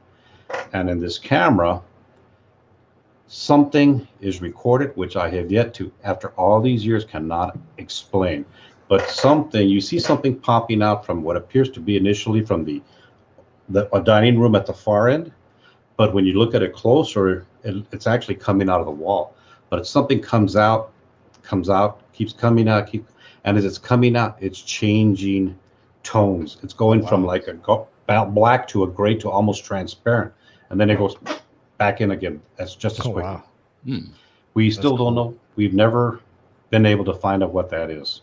We don't know what that is. There was nobody in that other room. So, Wow. That's crazy. anyway, but I'm not pimping myself out. But all those clips are all on your YouTube, right? That one, I believe it is. You have to look into that. So yeah, and if you folks come on down to El Paso, you've got a couple of tours that are going on here as well. Now, I am pimping myself out for El Paso here, okay? All right. There you go. Call me the 915 pimp. So anyway, Boy, hey. that 915 is our area code, by the way. Ooh. So what happens here in El Paso, they got multiple tours. They got Concordia tour. They do a walking tour downtown of lots of places down there. Some of the places, the things have happened. So yeah, I mean, this whole area is a paranormal mine, so to speak. You know. Interesting. So yeah, I hope to see you guys. I hope to see everybody who's here at the paranormal convention. Yeah, we'll definitely see you there. That's gonna be a lot of fun. Now, So before we sign off, can I ask you guys a question? sure. Have you all ever done the what do you call it? The Birdcage Theater? Yes. Yes. Okay. What did you encounter there? I'm curious. I got some really good rest. We got some really good rest. The Birdcage Theater is where's the Birdcage Theater? Because all I'm Tombstone. thinking in of. Tombstone. Okay, I'm thinking of downtown. Oh, you're. No, it's yeah, cool. you're It was a great place. Yeah, it was a neat place. Good, some good rest. I was tired. One of their okay? first investigations. Well, we actually got a voice. We were invited to go down there and investigate by some of the people who worked at the Tombstone to do the tours. They invited us to go down there, so we went and did a joint investigation with an all-female team. And the first team that went in there was one of my guys and one of their women, one of their team. And they went in, and as they're walking back out, you can see the camera at the front, and she stops and she goes, "Did you hear that? Were you just whistling?" And he goes, "No." However, down in the area where they played poker, Yep. okay, there's a voice that comes out that says, "Go to hell." And I think I posted that on there too as well on our YouTube. Watch that one. Yeah, but yeah, that one, it was interesting because there's a lot of things that they say happen there. We got the growl that happens down there, and one of the investigators from the other team was one of my female investigators, and there's a story there I'm sure you've heard about the woman seen in I guess they call it in her underwear. So some people say, yeah, they think that she's one of the ladies who used to work there in the brothel. So She wasn't the cook. no, but the proper term for that is pantaloons. Okay, just to clarify for people, So they're investigators there, and I have it, I think, on audio, if I recall correctly, that she's asking, "Is this the lady who has been seen here in her white underwear?" All of a sudden, the two-way radio she has kicks in, and she thought it was me calling. So she's trying to reach out to us. We're at the front of the building, and she's trying to reach out to us, and we're not hearing the radio click on or anything. When we went, and when she came back, she goes, "Hey, were y'all trying to reach us? We were trying to call you, but you weren't responding." We're like, "We didn't hear you all. The radio never came on our end." Huh. When I went back and reviewed the audio on that, the camera or the audio You hear the radio click on, and then you hear this male voice comes on and says, "Fue amiga mía," and then clicks off. Huh. Right after she said, "Is this the woman in underwear that has been seen here?" Well, translated, it says, "That's my friend." Wow. So I said, obviously some cowboy there was rushing to the defense of the woman, because back then it wasn't considered gentlemanly to refer to women in their underwear. Right. It was their dainty things, or, but you never referred to them in their underwear. Right. And it was interesting because whatever this male voice was very strong in saying, "She was my friend." Like, watch what you're saying. That's cool. That's really cool. Talking shit from afar. Say, hey, boy, you dead? I smelt some rose perfume Mm-hmm. I remember that. on that. Yeah. Well, right behind the stage. Yeah. And you did catch a EVP down in the poker room. Was it a ghost tube or? Well, it was in between the ghost tube. The ghost tube, I can't remember what the ghost tube said, but I think you picked up on your audio coming. Oh, yeah. I did. Yeah. Rose perfume. I did. And I would like to throw in this was the last thing. I know I'm kind of running over on time, but the key to success in this field is having a very, very good team and well-trained team who know what they're doing. And in that aspect, I'm very lucky to have the team that I do now. And I just want to give a shout out to Jacqueline Caney, Tony Olivares, Emily Olguin, and Alex. And we have a new member, Jason Swallow. They all come from different backgrounds. We have people who are retired like me. Some people are bakers, caterers, real estate, EMT, and we have one in law enforcement. Cool. But they've all attended my class. They've all attended the paranormal investigation class, the 8-hour class, that is. And, I've been very, very lucky in having this good team, because Emily is gifted. And I tell you what, it was interesting. We had she's had some interesting encounters. For some reason, they like her. She's probably because she's the youngest one of the team right now. Right. But yeah. She's the hip one in the crew. Yeah, there you go. She knows all the current slang words. Okay, so if I catch an EVP, that says boomer, forget about it. I'm retiring again.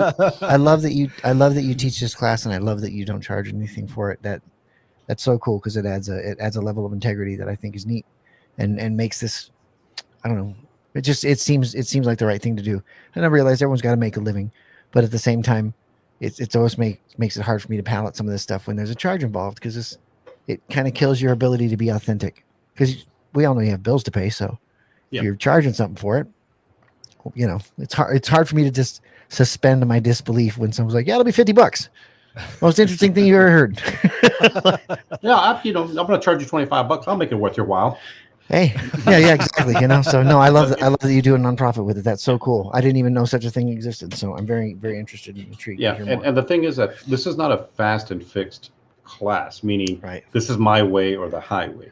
This is for people to understand, and hopefully when they go out and they want to do this, they'll develop their own guidance, their own protocols, their own method of investigating, but they need to have a stepping stone.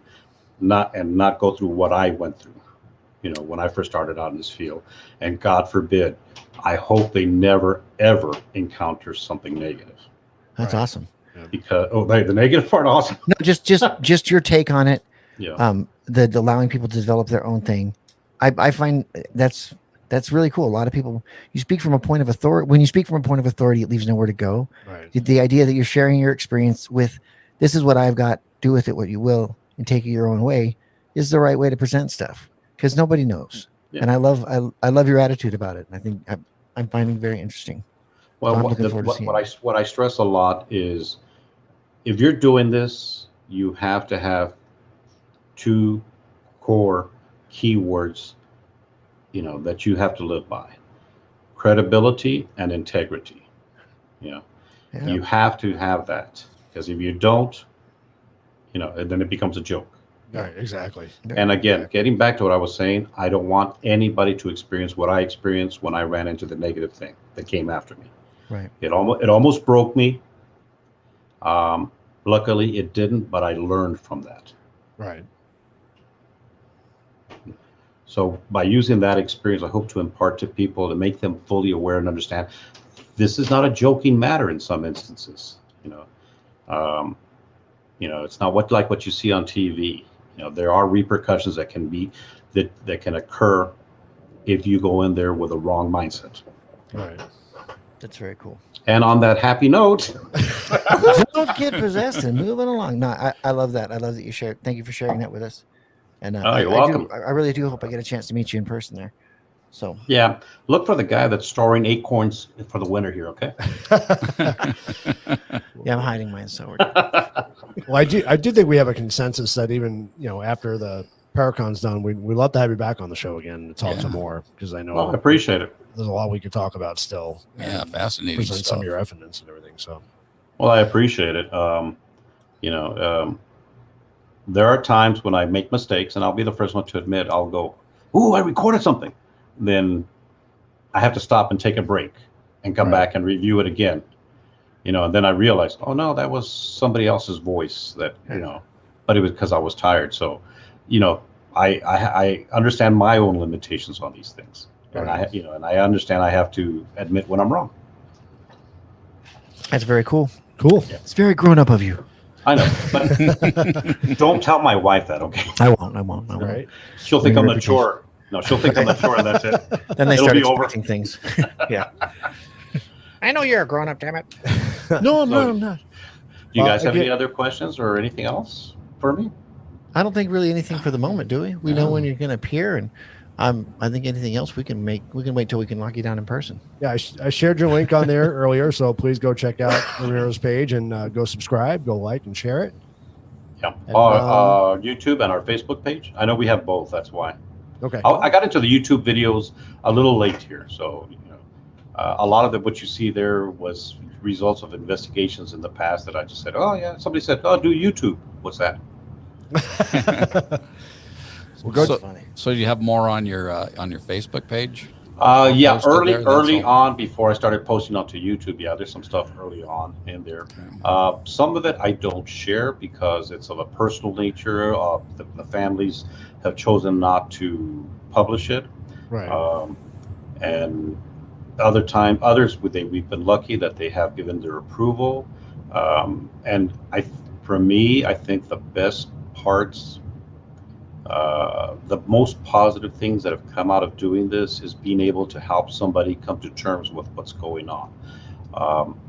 There was a book written about this that it was a family who had lost their son in a motorcycle accident. It was a tragic accident, and they had moved from the house that they used to live in where it happened because things were happening there. They bought a new house, moved there, and 10 years later they were still grieving, and there were things going on in their house, and they called us in because they were like, okay, we want to know, is this our imagination or what's going on? We were able to later determine that there was a lot of emotions that, when you're still grieving 10 years down the road, that's a lot. And we were able to provide some evidentiary documentation to them to say, okay, yeah, he's here. And the gifted person who was with us, she called herself a spiritual counselor. Her translation to them was, he's here. He keeps coming back to reassure you that everything is fine, that you need to move on. Celebrate his life instead of grieve for him. Right. And the most impactful moment was when we were in the house walking around in the master bedroom, and the family was in another side of the house. We didn't want them with us when we were doing this. And as I start walking into the master bedroom closet, it was a walk-in closet. I mean, I felt like I just hit this huge wall of energy. I mean, I literally just bounced. I was like, whoa. So I asked the other two investigators with me, one who is the one that had the Foley gifts and the other one who had beginning empathic abilities, without telling them what I felt like, hey, walk through that door. As soon as they got to that door, man, they just felt this sudden burst. They didn't, So afterwards, we're talking to the family, and I'm asking the mother, what is it you all do in the closet? I mean, is it a place that you and your husband go in there to have discussions? You know, like I was trying to be diplomatic. You know, no. I mean, like arguments. Okay. Gotcha. Let me clarify that. That was a diplomatic way to put it. Are you guys going to have a conversation? So she said no. She goes no, and I go, well, this is what we felt when we were going in there. And she was like, well, maybe it's my grandmother's stuff that's in there. You know, her grandmother had passed away some years back. And I go, no. The counselor was going, no, it doesn't feel that way. It feels something totally different. Well, I don't know. I don't know what to tell you. Okay, well, whatever it is in there, it's really strong. For somebody who's not gifted, not sensitive, and for me to feel that, that's pretty damn strong. Yeah. A couple of weeks later, after we had wrapped up our investigation and I was reviewing, she calls me about 2 weeks later. And she says, you know, I have a confession. Okay. And she says, you were right about the closet. What do you mean? She goes, yeah, the closet. There's things that go on in that closet I didn't tell you about. Like what? And yeah, I know, like, I was kind of expecting the worst here, you know, but she goes, no, she goes, when I go in there, she goes, I keep my son's decorations in there. What decorations are we talking about? Because she had another son, an older son, still living with him. And I go, are you talking about your older son? She goes, no, the one who passed away. I keep his decorations in there. For what? She goes, every holiday I go and I decorate his headstone.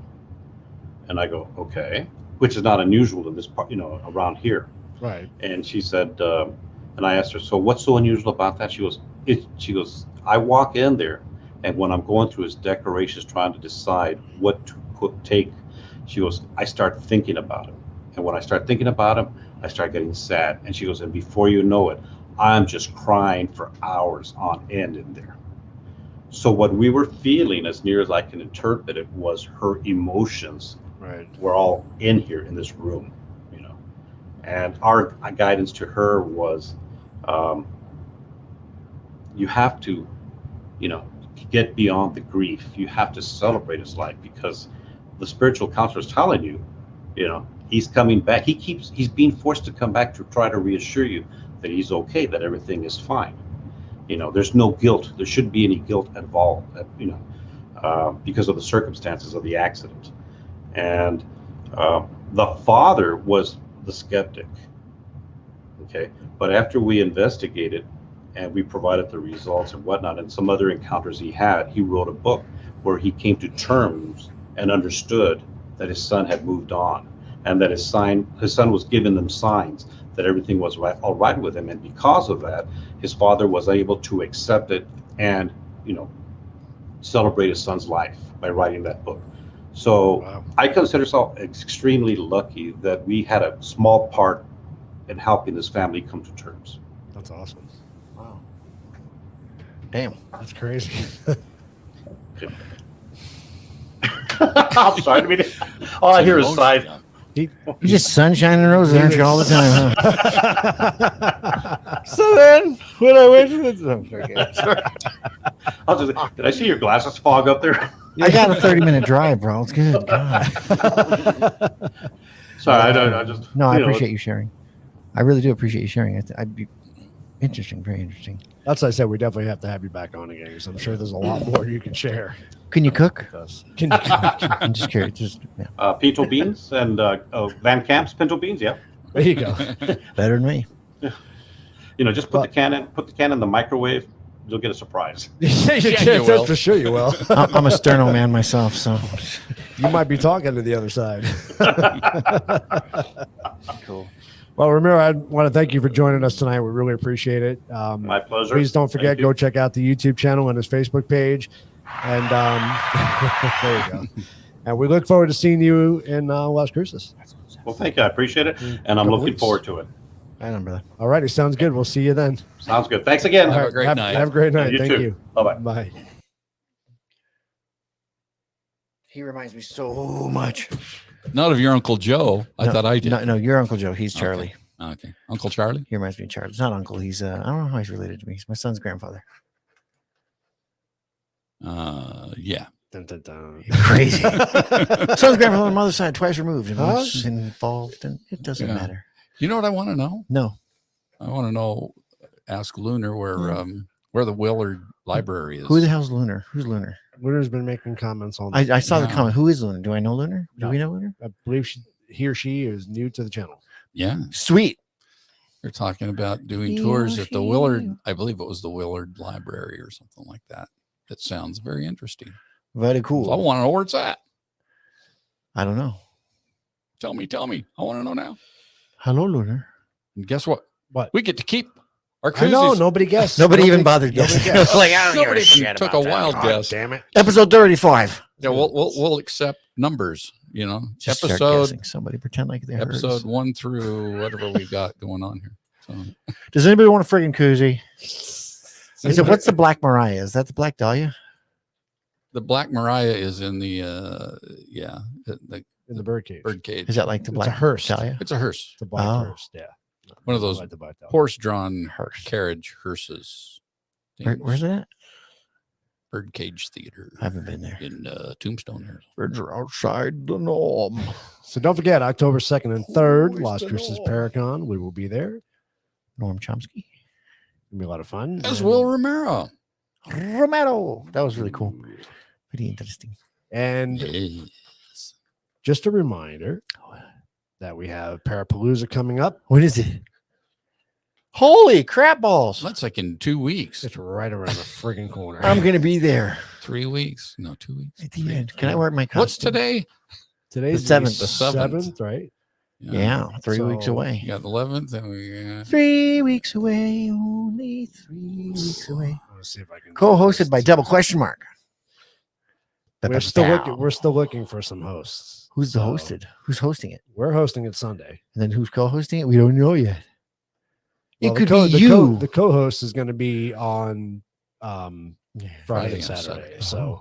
So we're looking for that. I want to throw this in the comments.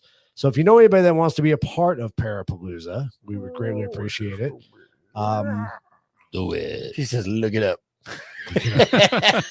Nice. It's in Evansville, Indiana. Look it up. They have So- cams that are run 24/7.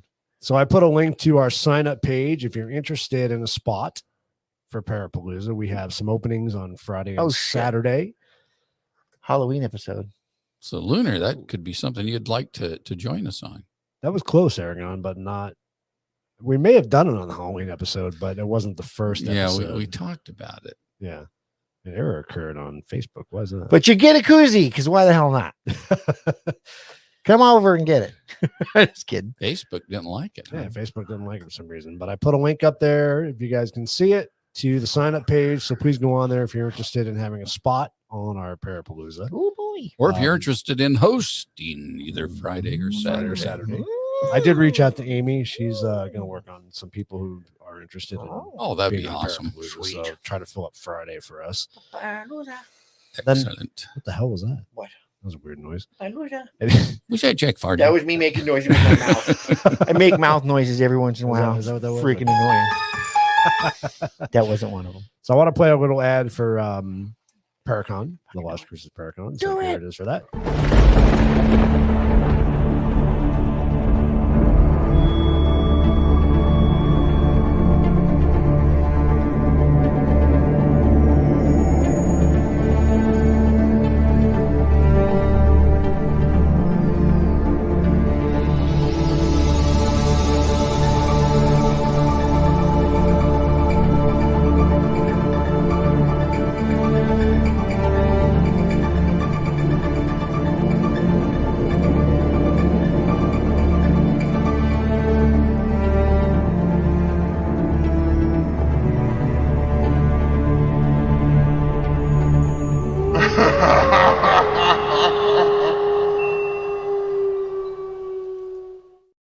Yeah.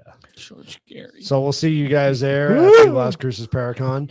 And for those of you that are just joining us tonight for the first time, please go like, share, and subscribe our YouTube channel. We'd greatly appreciate it. That would be like a really big thank You're you. really big shoes. Yeah. You're really cool. Yeah, that'd be cool. We would appreciate that. Mhm. So yeah. So until next time, This has been the truth about beer and paranormal talk. with Galvan. I mean, with Ramiro Ramiro. Galvan. I was doing it Solid the way it would shit, appear in the solid phone shit. book. In the phone book. Yeah. Last name first.